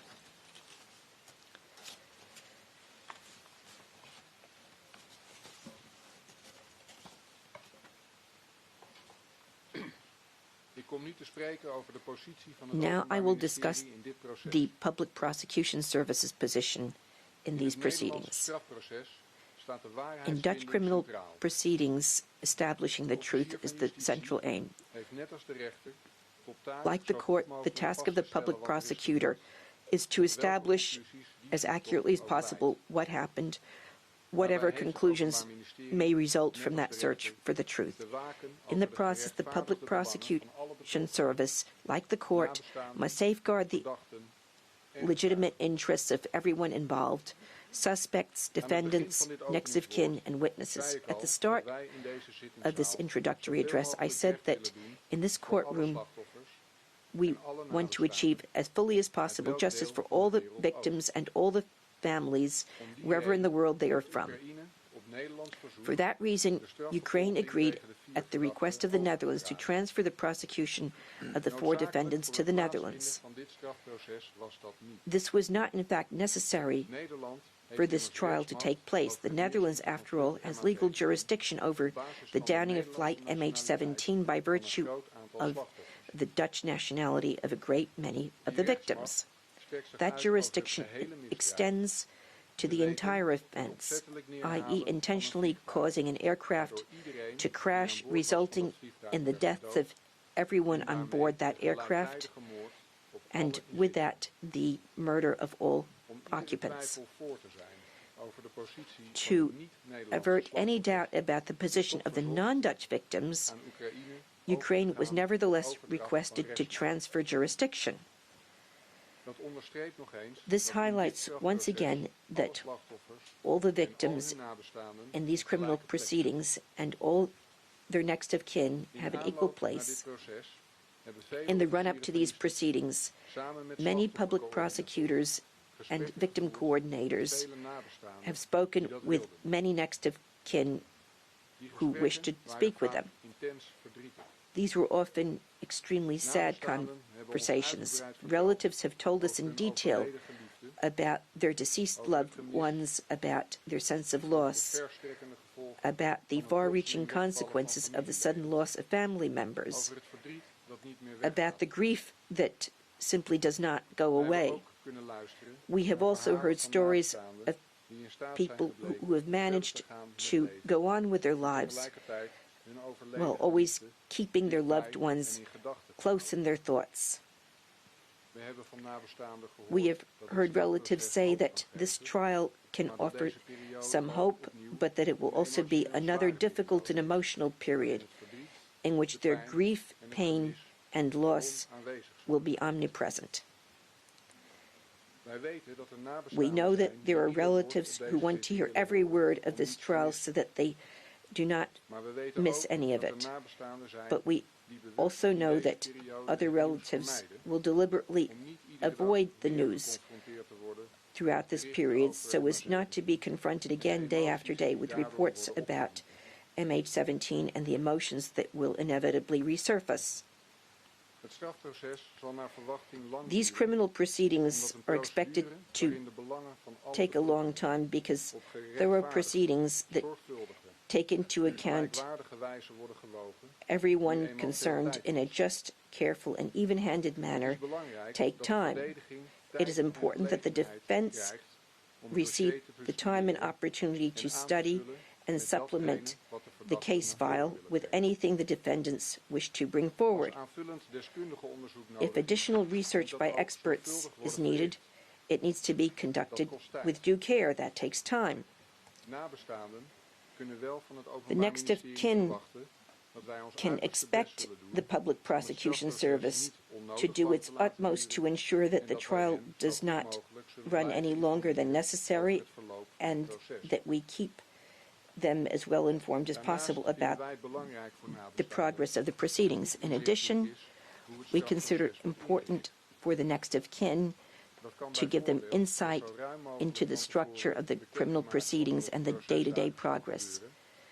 That means, for example, announcing as far as possible in advance what will happen on a given day and ensuring that unexpected matters of procedure are discussed in ad hoc sessions dedicated to that purpose. Only then can the next of kin and other interested parties decide properly how they wish to follow or, in fact, avoid the trial. In any case, this trial will take time, but as with the investigation from recent years, it needs to be done with care, and that, after all, takes time. As I have said, in Dutch criminal proceedings, the Public Prosecution Service must safeguard the statutory interests of the defendants, and this case is no different. To that end, we have made every effort to notify the defendants about this trial in time so that they may defend themselves if they choose. Irrespective of any response they may give in this courtroom, we have done our very best to include in the case file all relevant remarks made by the defendants about the charges, for example, in interviews concerning the charges against them. This will enable the court to obtain as clear a picture as possible of the defendant's standpoints, even if they themselves choose not to present a defense here in court. We have also investigated at great length the matter of whether the defendants could possibly claim combatant immunity, despite none of the defendants to date indicating that they consider themselves combatants. We will provide a more detailed explanation of that investigation at a moment to be decided by the court. Another of the Public Prosecution Service's tasks with regard to the defendants in the area of legal protection is to ensure that all the evidence is considered critically. During the investigation in recent years, very extensive studies were conducted of the authenticity and reliability of the evidence that had emerged in the course of the investigation. That's known as a validation study. Not only have extensive analyses been performed of the internal cohesion between items of evidence, but many different experts have been consulted too. This has resulted in multiple kinds of validation studies, such as expert forensic investigation, meteorological studies, empirical comparative studies, and expert studies concerning missile technology. We took seriously associations that intercepted phone conversations and open source visual materials had been manipulated and submitted them to independent experts. It is thus not a matter of depending solely on the defendants or the defense for critical assessment of the available evidence. We would like to elaborate on the way in which this important validation research was done when the court finds that it is appropriate with the scheduling of the trial. Nonetheless, the defendants themselves are the people best able to present their points of view. That is why the Public Prosecution Service has done everything possible to give the defendants that opportunity. And indeed, they have every opportunity. They can appear here in person. They can send a lawyer to explain their side of the story. They can testify to the Russian authorities. They may respond via the website or via social media. They may send a video message or respond to written questions. There are countless ways in which the defendants in this case can present their points of view. Issues of distance or national borders need not be an obstacle, as demonstrated by the fact that several former separatists, including somebody such as Igor Bessler, have already given statements to the JIP.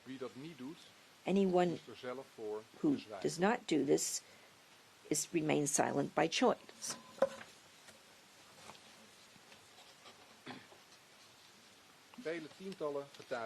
Many dozens of witnesses wanted to share what they experienced on 17 July 2014 and in the period before and after that day.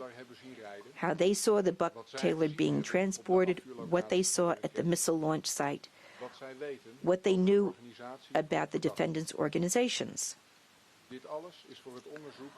All these accounts provided crucial information for the investigation. They are pieces of a puzzle which, together with the forensic evidence, the photos and videos, the telephone intercepts, expert reports, and all the other evidence, form a robust case file. Witnesses in the DPR-controlled area in eastern Ukraine and witnesses from the Russian Federation run a serious risk when giving statements the authorities there consider to be treasonous. For that reason, the examining magistrate has decided that the identities of dozens of witnesses in this case file must remain secret. This is unfortunately a necessary requirement to enable those witnesses to tell their account safely. When we explain the investigation in full, we will discuss in more detail the need to use anonymous witnesses in these proceedings and the strict guarantees that apply in this regard. Since 17 July 2014, the investigation into the circumstances of the downing of flight MH17 has been complicated by many attempts to distract attention from the actual course of events, not only through deliberate spreading of lies and disinformation, but in some cases due to people who in this tragedy saw an opportunity to make money or attract attention to themselves. Over the past few years, the investigation team has done its utmost to focus its time and energy as much as possible on helping establish the truth and not allowing itself to be caught up in the many attempts to distract, mislead, and actively obstruct the investigation that we have seen in this case to date. During these criminal proceedings, this will be one of the greatest challenges we face. In the period ahead, too, we must expect that considerable efforts will be made to distract attention from the facts and to obstruct the search for the truth in this case. It is therefore important to distinguish properly between the smokescreen that will no doubt be raised and the actual questions at the heart of this criminal trial. After more than 5 years of preliminary judicial investigation, it is now up to your court to lead the examination at trial and reach a judgment on the charges set forth in the indictment. This is a huge responsibility for several reasons. For many of the victims' relatives, obtaining clarity about the circumstances of the downing of flight MH17 is key to the grieving process. The importance of dignified and efficient criminal proceedings for the grieving of those who have lost loved ones is widely recognized in academic research and international case law, and there is a broader interest. The Russian writer Alexander Solzhenitsyn said that violence has no way to conceal itself except by lies, and lies have no way to maintain themselves except through violence. When hundreds of innocent people are killed, a world that doesn't take the trouble to establish the truth and punish the guilty sends the message that its people are fair game. Establishing the truth in this case may help prevent fresh violence in the future. That is another reason why it is so important to distinguish truth from lies here and to punish the guilty. That is the task with which we in this courtroom are tasked. Thank you very much, Mr. Prosecutor.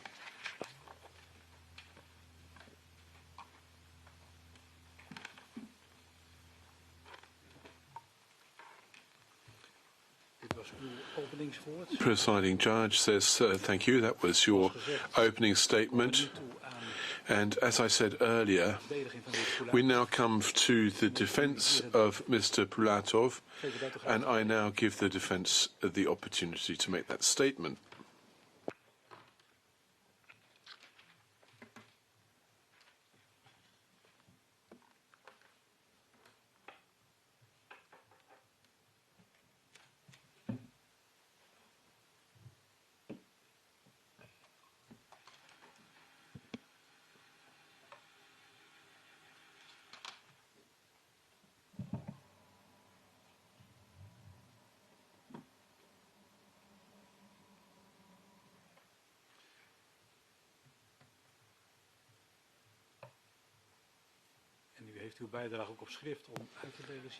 I see that you have your submission in writing. Do the interpreters have that version? Yes, says counsel.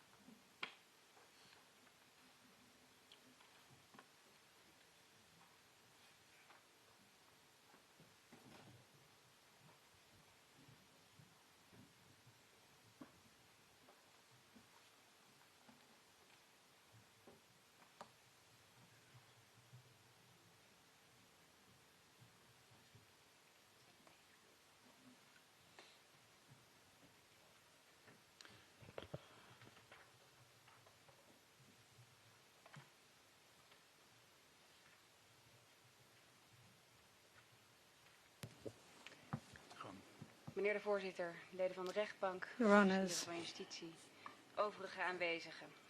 ladies and gentlemen, public prosecution, just as so many others, we also felt the enormous shock that followed after the news dawned on the world after July 17, 2014, 5 o'clock, a shock that had so many unimaginable, terrible consequences for so many people and caused unsurmountable pain and indelible marks. Today, more than 5.5 years afterwards, the trial is starting against 4 persons that are being suspected of involvement in causing this disaster. We completely support the fact that today we reflect on the immense grief and pain of the bereaved. Throughout these proceedings, the public prosecutors, the next of kin of the victims and their legal counsel will undoubtedly and understandably try to do as much justice as possible and pay as much attention as possible to the consequences of the disaster. This heavy duty, not to be underestimated, is not ours. We are attending this hearing on behalf of one of the suspects, Oleg Pulatov, to exercise his right to defense.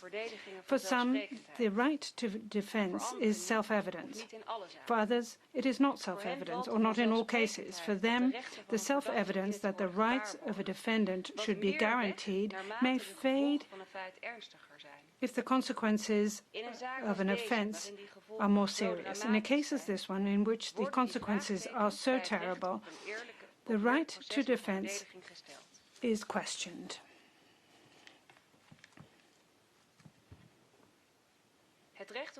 The right to defense is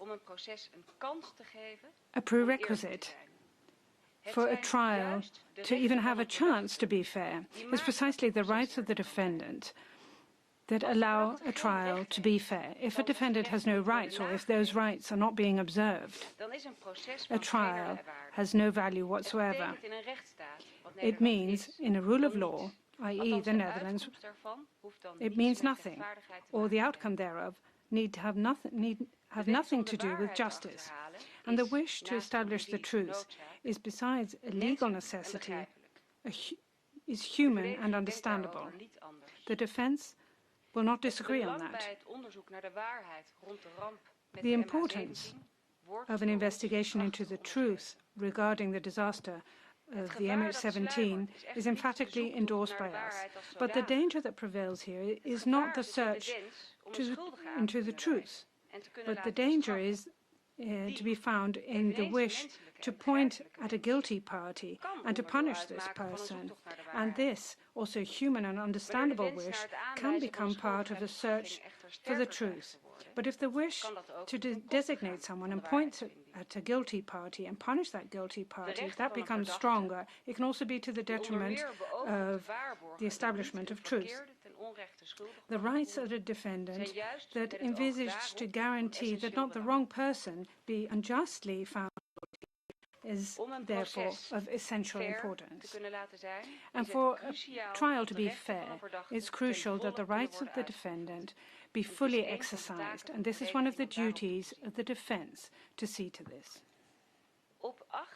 On June 18, 2019, it was announced that 4 names of the defendants would be disclosed by the JIT. One day later, the name of Oleg Pulatov, including his photograph, was world famous.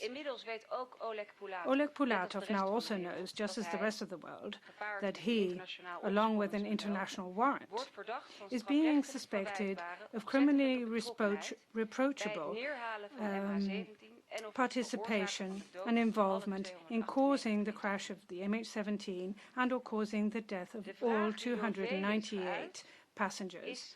The question expressed by many is why our client wishes to defend himself.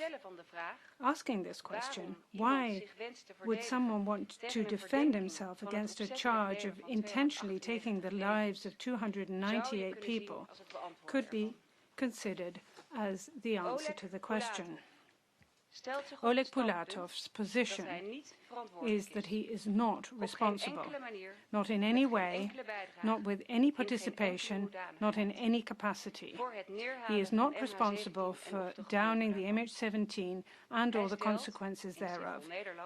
He has stated in simple terms that he has nothing to do with causing the MH17 to crash. wil hij zich and rechten therefore tegen de he verdenking wishes verdedigen. to defend himself against the charges in the court proceedings. Het Openbaar Ministerie The heeft public uitgebreid de prosecution tijd genomen has om taken onderzoek te ample doen time to en om de bevindingen te investigate verwoorden in de and thans to reflect voorliggende the findings beschuldigingen. of the investigation Sterker nog, in dat the onderzoek is nog charges gaande. that we have in front of us. Dat is What's more, the begrijpelijk, investigation is aangezien still het onderzoek in ongoing. vele It's quite opzichten understandable complex kan because worden this gevoerd. investigation can be Het is nu aan de referred to as verdediging being om toe te complex and complicated in very Dat many onderzoek zal gericht respects. zijn op een It is up to the grondige analyse defense to also en conduct an beoordeling van de investigation. This bevindingen van het investigation will be focusing op de on a wijze thorough waarop het onderzoek analysis is verricht, and assessment of the alsmede op wat findings niet of the is JIT onderzocht. and also the way in which the investigation Ook was het carried onderzoek out van and what was not verdediging zal de nodige investigated. tijd vergen. And also the investigation of the defense tijd is will nodig require the necessary om time. te And this achterhalen time welke is argumenten de needed verdediging in order kan to find out presenteren what the arguments are that the omtrent de defense vraag can of present de regarding the bevindingen van question de as to whether the findings of the joint investigation team en of can kunnen dragen. or may justify Dat is niet een the charges vertragingstactiek. as presented. Dat This is is een not a tactic to uitvloeisel van delay. het It's a verdragsrechtelijk result gegarandeerde recht of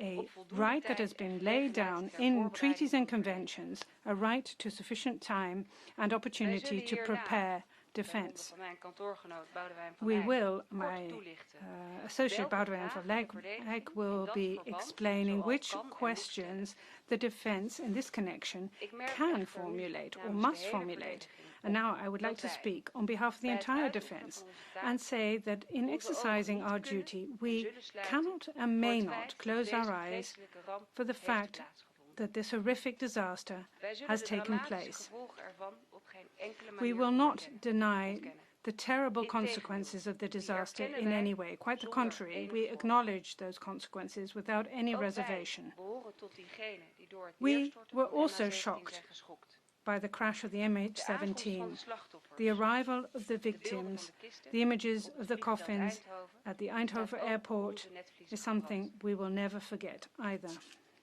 Het is, zoals gezegd, niet onze taak om te As I spreken said namens earlier de on, it's not our nabestaanden duty of to voor de speak on slachtoffers. behalf of the next Het of is onze kin taak om te or spreken for namens the victims. Oleg It is our Polatov. duty to speak on behalf of Dat is Oleg wat wij Polatov. in de And volle that is what omvang we zullen doen. will be doing, fully and Namens hem completely. zullen wij proberen On his onder systeem behalf, boven te we will krijgen en zijn try to verdedigingsrechten leave te no waarborgen. stone unturned Een zeker and to spanningsveld safeguard his tussen de right belangen to van de defense. verdediging And there's mogelijk always a ter certain strijd tension met between the de interests gevoelens of the van defense and eenieder die door de possibly ramp at is odds geraakt, even is with the daarbij feelings onvermijdelijk. of those people affected by the disaster. This is uitoefening van de rechten, sometimes unavoidable. bevoegdheden en Exercising the mogelijkheden van rights and the verdediging authorities and the possibilities of daaruit defense voortvloeiende and the feitelijke en ensuing juridische interpretaties factual kunnen and legal confronterend interpretations zijn. can be harsh.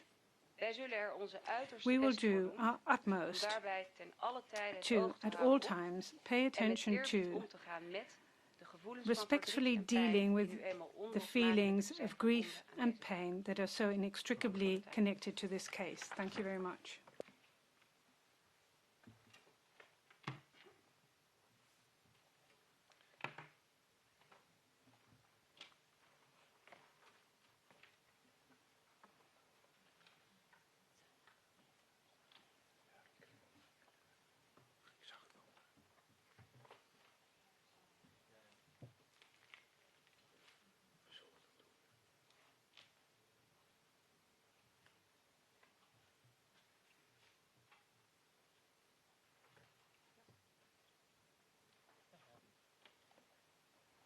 Dank u.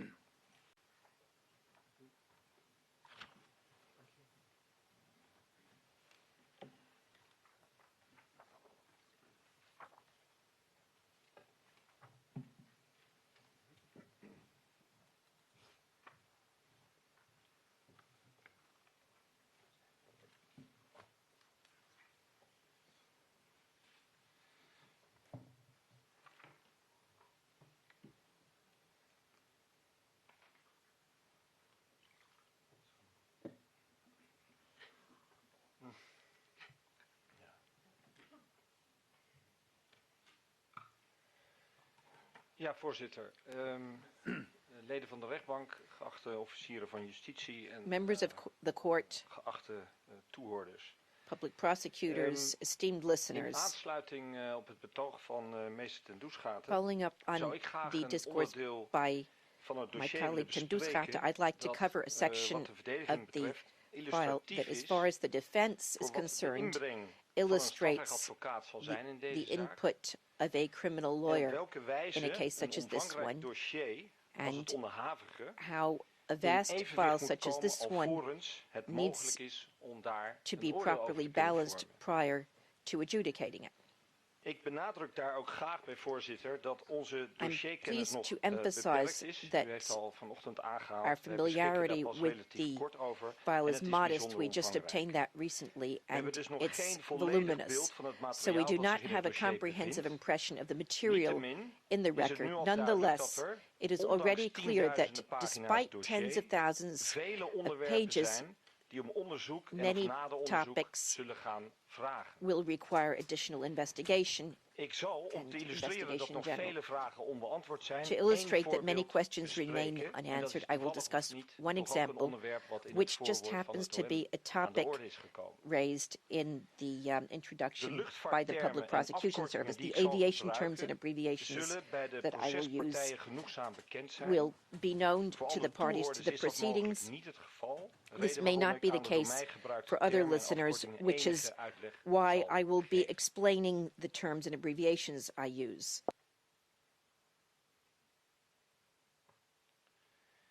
Het onderwerp dat ik wil bespreken heb ik betiteld als I have het luchtruim boven titled the topic I'd Oekraïne like to in cover juni en as juli the 2014. airspace above eastern Ukraine in June and July In de Tweede Kamer, hier in 2014. Nederland, zijn in 2018 In the House of vragen gesteld aan de Representatives minister van Justitie in the over het Netherlands in onderzoeken 2018, van de the Minister of Justice was staataansprakelijkheid asked van questions Oekraïne about voor het niet volledig investigating sluiten van het the luchtruim. liability of Ukraine as a state for not Door completely de closing minister is the onder meer airspace. geantwoord The dat het niet minister's sluiten van het reply Oekraïnse was in luchtruim part that nooit failing to onderwerp close van the het Ukrainian strafrechtelijk onderzoek door airspace JIT is geweest. had never been subject to a criminal investigation by the Mede op JIT. grond daarvan is op antwoord van Based andere in part on Kamervragen ook that, aangegeven in response dat to naar het other oordeel van het questions kabinet op dit from the moment House of geen juridisch Representatives, overtuigend bewijs it was is voor indicated that in succesvolle the view of the aansprakelijkstelling van Council of Ministers Oekraïne. at this time there is no legally convincing evidence Tevens werd in 2018 in de of Kamer de vraag successful gesteld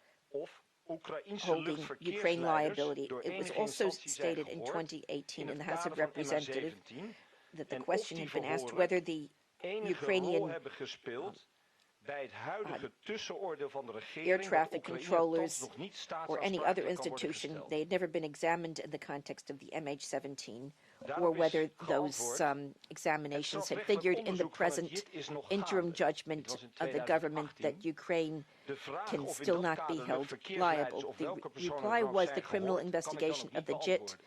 is ongoing, so the question as to whether air traffic In het controllers or onlangs aan de others verdediging were ter examined beschikking cannot be gestelde answered now. The strafdossier is onder meer te prosecution lezen file recently dat in made de available 3 to en the 2 jaar defense daarvoor, dus voor de reveals beantwoording van that die in the Kamervragen, 2 to in 3 years before that, so 2015 en before 16, those questions were 12 answered in the House of luchtverkeersleiders zijn Representatives gehoord in door het 2015 JIT. and 2016, Veelal door 12 air Nederlandse traffic controllers were examined by the in JIT, aanwezigheid van de generally geheime dienst van Oekraïne. by government officials in the presence of Tijdens the deze Ukrainian 12 Secret Service. verhoren During these 12 is aan geen van examinations, de luchtverkeersleiders none of the air gevraagd traffic controllers wat de was asked precieze redenen what the zijn exact geweest reasons voor het had sluiten been van een gedeelte for van het closing luchtruim boven part Oost-Oekraïne. of the airspace above eastern Ukraine, En waarom daarbij or een hoogte why in the was process ingesteld van the altitude 32.000 set voet. was In het 32,000 dossier feet, aangeduid als indicated FL320 in the en record FL staat dan as voor flight FL level. 320, FL denoting flight level. Evenmin is, voor zover de verdediging nu kan zien, Nor onderzocht was door examined, as welke far as the personen defense deze can beslissing tell is at this time, genomen which en wat de persons precieze took this redenen decision daarvoor or waren. what the exact reasons were for taking the decision. Ik zal uitleggen, voorzitter, I waarom will het explain, naar onze Mr. inzicht President, opmerkelijk why is in dat our view dergelijke it's vragen remarkable niet zijn that such gesteld, questions were althans not dergelijk asked, onderzoek niet uit het dossier or at any blijkt, uit rate, het strafdossier. no such investigation is clear from the Een prosecution van de file. bijlagen bij het One of the strafdossier is het annexes to the onderzoeksrapport prosecution file van is de Nederlandse the onderzoeksraad. investigative report by, En dat is een belangrijke bron voor the wat Dutch ik Safety nu Board. ga vertellen. and that's an important source for Uit what I'm dat about to rapport tell you. is op te maken dat de Based on that MH17 report, it may be kort voor het inferred that ongeluk shortly before the vloog accident, op de the minimale toegestane MH17 hoogte was van flying at the 33.000 voet minimum en permitted dat altitude MH17 vlak of 33,000 feet, and that just before the accident, the air traffic controllers had requested the MH17 to rise to a level of 35,000 feet in connection with another approaching civilian aircraft. The MH17 was unable to comply with that request and continued flying at 33,000 feet, which is about 10 kilometers in altitude. One of the air traffic controllers examined by the JIT stated independently, not necessarily in response to a question, that the air traffic control system in Dnipropetrovsk had received the corresponding airspace restriction from the air traffic controlling services in Ukraine, in Kiev. To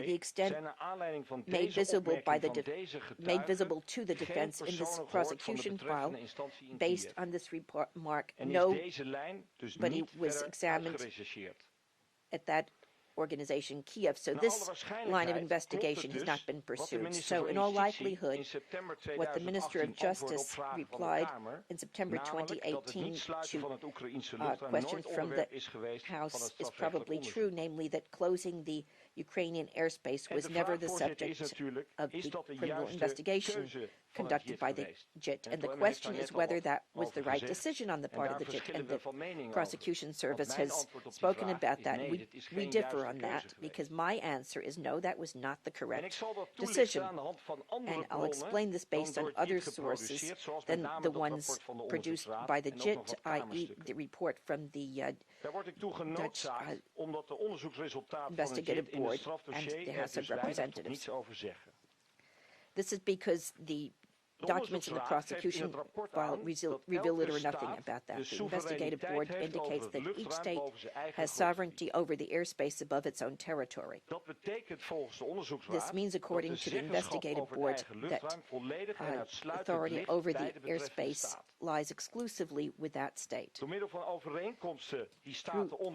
agreements that states reach with each other, they open their airspace to airlines of other states. Based on safety concerns, a state may set certain restrictions regarding the use of its airspace and may determine along which routes and at what minimum altitude aircraft can fly within that airspace. The managing state may also close that airspace entirely in part if necessitated for safety considerations, and such restrictions of the airspace are issued by what is known as a Notice to Airmen, hereafter abbreviated as a NOTAM. And the investigative board has also described the status of NOTAMs in June and July 2014. On 5 June 2014, the Ukrainian authorities published a NOTAM that restricted the use of airspace in the eastern section of Ukraine for its civilian airspace above FL flight level 260 temporarily. This NOTAM was in effect from 6 through 30 June 2014. On 26 June 2014, the Ukrainian authorities published another NOTAM with which the temporary restriction was extended for that area concerned. Those NOTAMs were in effect from 1 through 28 July 2014. On 14 July 2014, 3 days before the crash, the Ukrainian authorities increased the restriction of the airspace to flight level 320. The NOTAMs for that were in effect from 14 July through 14 August 2014. The Dutch Safety Board indicates that the reasons for restricting the airspace and the increase in that are not indicated in the relevant NOTAMs. What's also important is that the Dutch Safety Board asked the Russian Federation which NOTAMs it had issued, and information was received. On 16 July 2014, the Russian authorities issued 2 NOTAMs for what was known as the uitgevaardigd. Rostov Een area, gebied dat grenst aan de the regio area adjacent to Dnipropetrovsk the in het Dnipropetrovsk oostelijk deel region van in Oekraïne. eastern Ukraine.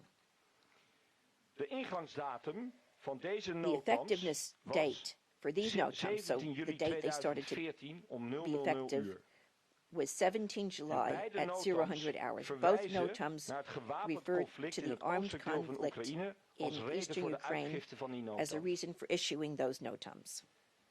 De betreffende notams gaven The effectief notams dezelfde concerned hoogtebeperkingen als de effectively Oekraïnse set the notams, same namelijk altitude die FL-320. restrictions as the Ukrainian Maar notams, onderaan een van de Russische FL-320, that is. notams At the staat bottom of one of the dat deze van Russian toepassing is voor notams, het deel van het luchtruim it says that vanaf it flight applies level to the 530. section of the Oftewel, een veel airspace hogere from flight vlieghoogte, level namelijk 530, which was a much 53.000 higher voet, altitude, ongeveer i.e. 16,1 kilometer. 53,000 feet or 16.1 Dat kilometers is in een altitude. vlieghoogte iets meer dan 6 kilometer That hoger flying dan de altitude is bereikte about vlieghoogte 6 van kilometers higher MH17. than the altitude that the MH17 De reached. Russische notams The waren Russian weliswaar notams gericht op het Russisch luchtruim were en niet op het admittedly overvliegen van het focused oostelijk on the deel van Russian Oekraïne, airspace, not on maar flying zij over verwezen wel eastern concreet Ukraine, naar militaire but did activiteiten refer in specifically het to oostelijk deel military van Oekraïne operations in en de eastern risico's Ukraine daarvan and voor de the burgerluchtvaart risks they als entail for reden civilian voor die aviation as a reason luchtruimtebeperkingen. for these restrictions of the airspace. Op vragen van de onderzoeksraad, die Regarding hebben daar wel questions vragen from over the Dutch gesteld, Safety Board, hebben de which did ask autoriteiten van de questions Russische about that, the Federatie authorities of the geantwoord Russian dat er Federation beperkende replied maatregelen zijn genomen that om restrictive overeenstemming measures te were creëren taken met die in het aangrenzende to Oekraïnse achieve luchtruim. to align with the De restrictions onderzoeksraad, in the adjacent zo schrijven Ukrainian zij zelf op, airspace. heeft echter geen The duidelijkheid gekregen Dutch over de Safety betekenis Board, van de however, did beperking not tot flight level obtain 530. a clear explanation about the significance of the restriction to flight level 530 because flight MH17 zou vliegen, was also vormden de going betreffende to Russische fly notams over volgens the de Rostov onderzoeksraad ook FIR. onderdeel These uit Russian van het notams, according briefingpakket to voor the vlucht Dutch Safety MH17. Board, figured in the briefing package for flight MH17. Ondanks de verschillende vlieghoogtes die worden Despite genoemd the in de differences in Russische altitudes notams, mentioned in the zijn Russian deze volgens notams, de onderzoeksraad these, according allebei to the Dutch door het Safety Board, geautomatiseerde are vliegplansysteem both geaccepteerd. have both been accepted by the automated flight Wat dat plan precies system. betekent, voorzitter, is Exactly mij what na this lezing van means, het van het Mr. rapport van de President, onderzoeksraad nog has niet not duidelijk become geworden. clear to me after reading the report by the Dutch Safety Volgens Board. de onderzoeksraad According to voorzag the het Dutch vliegplan Safety niet Board, in een the stijging flight plan naar did not envisage flight level rising 530. to flight level 530. De vragen The die questions daarbij bijvoorbeeld that opdoemen, may surface het zijn there, er maar for een aantal, example, dat zijn dan and de navolgende. they're selected, Op are as welke follows. wijze is die flight level In what 530 manner voor het Russisch grondgebied in het was vliegplan the opgenomen? flight level 530 Waarom for voorzag het vliegplan Russian niet in een stijging territory naar included in flight the level flight plan? 530? Why didn't the flight plan Zou provide MH17 dezelfde for vliegroute an hebben ascent gehad to flight level als in het vliegplan 530? in die Would the stijging was MH17 voorzien?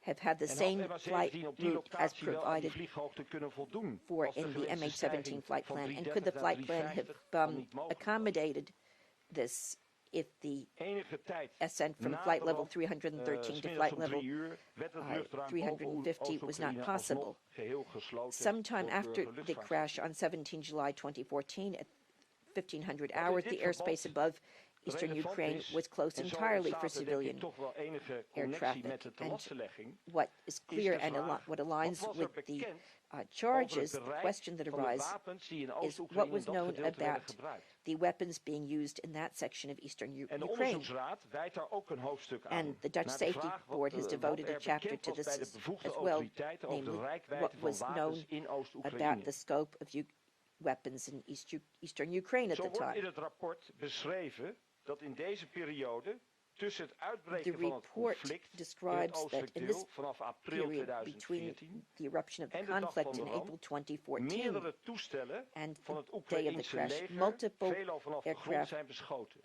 of the Ukrainian army were Oekraïense shot in many autoriteiten cases hebben from een the deel ground. van The deze Ukrainian incidenten authorities officieel bevestigd. have officially confirmed some of these incidents.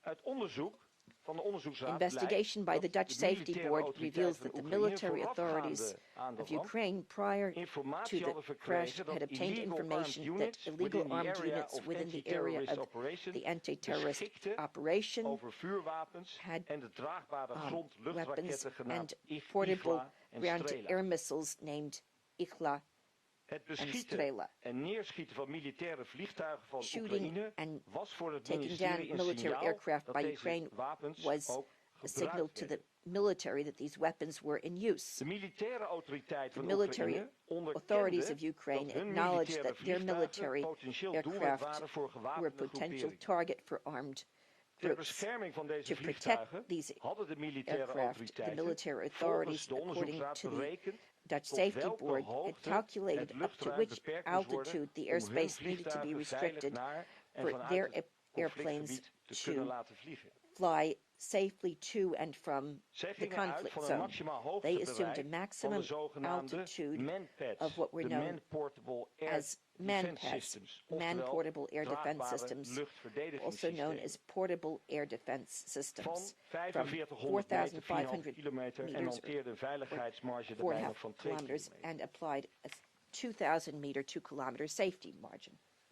En dan de vraag, wat is nou de Now the relatie question, what is the relationship, luchtruim met de opening, kennis closure of the airspace, die er was with the over knowledge eventuele in that gebruik zijnde there wapens? was Wat zegt het about arms and onderzoeksrapport weapons that daarover? were being used? What does the Dutch Safety Board say about De that? militaire The autoriteiten military concluderen authorities reached the uiteindelijk conclusion, dat de ultimately, Oekraïense that the militaire Ukrainian military vliegtuigen hun aircraft vluchten naar en vanuit de could gebieden carry waar out zij their missies flights hadden, from and to veilig the op een areas where they hoogte held their tussen missions. 6,5 They could do that 6,7 safely kilometer between en an altitude 7,3 kilometer between konden 6.7 uitvoeren. kilometers and 7.3 kilometers. Als gevolg daarvan And as a consequence achten de thereof, militaire the autoriteiten military boven deze authorities hoogte felt veilig voor that above this burgerluchtvaartverkeer. altitude it would be safe for En civil daarbij werd dan nog een aviation. extra buffer And there tot was an flight level additional 260 buffer gehanteerd. that was used up to flight level De 260. verhoging naar flight The level increase to 320 flight level werd 3 320 dagen voordat was vlucht MH17 issued 3 days uiteindelijk prior neerstortte to the crash uitgevaardigd. of flight En in MH17. het rapport is te lezen And in the dat op report we can dezelfde read dag, that on that 14 same day, juli,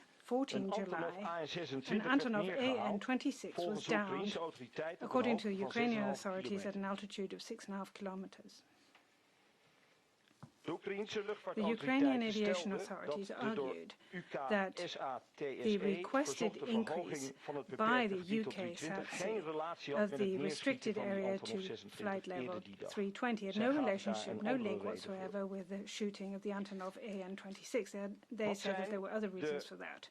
hoofdlijnen geweest van de So what were onderzoeksraad, the de main hoofdconclusies als het om dit the onderdeel main gaat. En ik conclusions zal, of the voorzitter, Dutch alleen Safety even de Board in this onderstreepte respect? onderdelen And I will aanhalen. only refer to the underlined De sections here. onderzoeksraad zegt The Dutch dat Safety Board alle feiten en says that omstandigheden all die the zij naar facts and boven hebben circumstances gehaald that they were able to voldoende uncover aanleiding gaven om het luchtruim boven het were oostelijke sufficient deel van Oekraïne reason uit voorzorg te by sluiten. means of Dat is een van de precaution, to conclusies. close the airspace De above the besluitvorming eastern over part het of the luchtruim in Ukraine. That's Oekraïne one of the werd conclusions. gedomineerd And door the de belangen van de decision-taking militaire regarding the luchtvaart, airspace zo in zegt de Ukraine onderzoeksraad. was dominated by the De interests of the Oekraïnse military autoriteiten aviation. namen aan This is dat what the met deze DSB maatregelen de says. The civiele initiative for vliegtuigen restraining or boven restricting the flight level air 260 flight in eerste instantie up die to daar flight level overvlogen ook 260 automatisch veilig above the waren. eastern part of Ukraine was a decision to be taken by the military Onze zaak geeft authorities. ook aan The dat de DSB onderbouwing van also deze says verhoging that the onduidelijk is substantiation gebleven of this en dat increase niet remained is gehandeld unclear, naar het and advies that uit allerlei the advice luchtvaartrichtlijnen. in all sorts De of Oekraïnse aviation guidelines autoriteiten were not hielden volgens followed. de The Raad Ukrainian onvoldoende authorities, according to the rekening met DSB, al did deze not take maatregelen. sufficient account of all these measures. En uiteindelijk And then concludeert de Raad finally, nog dat de the DSB wapensystemen reaches the waarvan de conclusion that Oekraïnse the weapon staat naar aanleiding systems van of deze which the beschikking Ukrainian melding maakte, state reported inderdaad een of risico kunnen after these shootings opleveren. indeed could En dat constitute er dus a dan risk, onrechtelijk geen and that maatregelen zijn genomen om erroneously civiele no measures were vliegtuigen taken daartegen te to protect beschermen. civil aviation, civil aircraft against that. De opzienbarende keuze, ik ben bij 36, The in deze remarkable strafzaak om de decisions, beperkte paragraph sluiting van het 36, luchtruim in niet this eens te trial onderzoeken, to not even look into heeft onder the meer tot restricted gevolg closure of the dat niet airspace kan worden al vastgesteld leads to the fact of that de we cannot individuen determine die in whether the Oekraïne hebben individuals besloten that over took de decisions toepasselijke in Ukraine noodtoestand with respect to op the enigerlei wijze applicable strafrechtelijk NOTAMs, zouden whether kunnen they worden in vervolgd in any way Nederland. could be criminally prosecuted De in the vraag die Netherlands. daarbij And the question that de rises vraag is daarbij natuurlijk ook is welke obviously rol also Oekraïne which als role lid van het JIT heeft Ukraine gespeeld as a member bij of het the JIT besluit played om geen, in the om decision geen onderzoek te verrichten naar not de to beperkte conduct an sluiting van investigation het into eigen the luchtruim. restricted closure of its own airspace. Lezende Reading the parliamentary documents that I referred to earlier on, this is precisely a matter on which the members of parliament asked critical questions so far without actually getting an answer. And furthermore, this decision also has the consequence, and this is quite relevant for the duty we have, the consequence that factually there's still many questions about this restricted closure of the airspace. And all these questions are still outstanding and have not been answered. And in that respect, Your Honour, our conclusion for the moment is that we don't know exactly what happened. It won't surprise you that this subject that I've just touched upon will be extensively discussed on the pre-trial hearing that has yet to be planned or will take place on the 8th of June. So the defence at a later point in time will point out what issues it wishes to have investigated, and the defence will do its utmost to catch up. Because it is at a disadvantage with respect to other parties in the proceedings. But it's very difficult to know how we will proceed. We will keep public prosecution informed of our progress, and we will do our utmost, as I said, to try to give as much information on the 8th of June. Thank you very much. Stel je voor dat wij gelet op de tijd, het is nu 5 over 3, says the presiding judge. I would suggest, since it's 3:05, we break for half an hour. And we give Mr. Langstraat then the floor for the legal assistance team for the victims.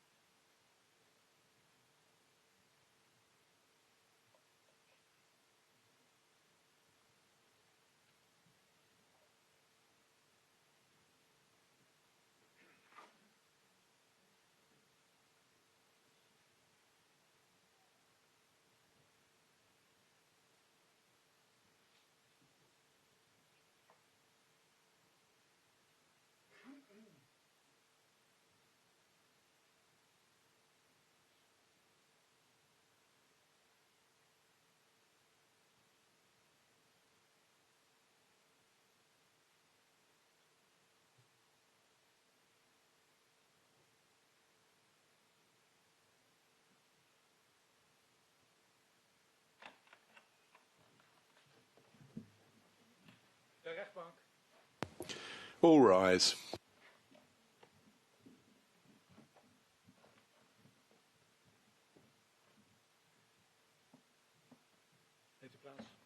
Yeah, please sit down.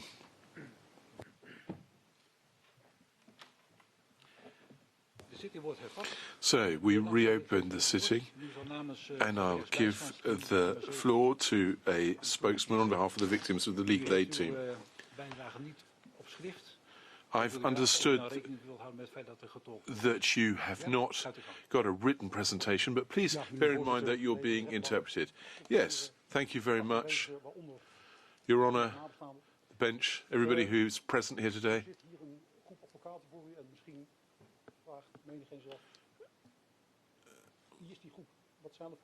Now, you may want to know what kind of people we are representing and how we're representing them. We were constituted very swiftly after the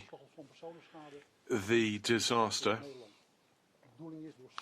The idea is that together, working together, sharing our tasks, sharing information, that we can assist the victims.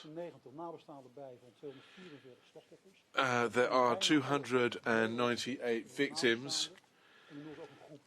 There is a group of next of kin who wish to speak, and a group that wish to submit written statements, and others who wish to file claims for compensation. The group, our group, knows one another quite well because we have worked together in other airline disasters in the past. Can I introduce them? Antoinette Collignon, Maya Spetter, Sandra Lang, Martin Pijnenburg, Paulette Schijns. Unfortunately, the speaker's moving away from the microphone. Difficult to understand, say the interpreters. So what does the Victims Legal Aid team do? Well, we are looking at trying to process claims with Malaysian Airlines and their insurance branch. A lot is being done in terms of filing claims against the Russian Federation. What is our major task for our Victims Legal Aid team? Well, really what we try to do is to inform and give explanations to our clients, help them draw up victim statements and how to fill in all the necessary papers and formula, and also to monitor what's going on here and within the point of view of the next of kin. So I do hope, Presiding Judge, Your Honour, that in these proceedings we'll be able to focus on the trial of the 4 defendants, and that we will not look too much at liability or responsibility questions. Thank you very much. So that was your explanation, says the presiding judge. So, ladies and gentlemen, I do believe that we have reached the end of our agenda for today's proceedings. We started this morning with an introduction from the bench, covering the formal points. Then we had the prosecution with an opening statement, the defence as well. Spoke about the future and the different hearing blocks, what we can expect from them. And we've also had a very short presentation from the Victims Legal Aid team. So we are now going to adjourn the hearing till tomorrow at 10 a.m. Tomorrow we will start by asking the prosecution to inform us on the state of play regarding the criminal investigation. Thank you very much. I look forward to seeing you tomorrow. The session is now adjourned.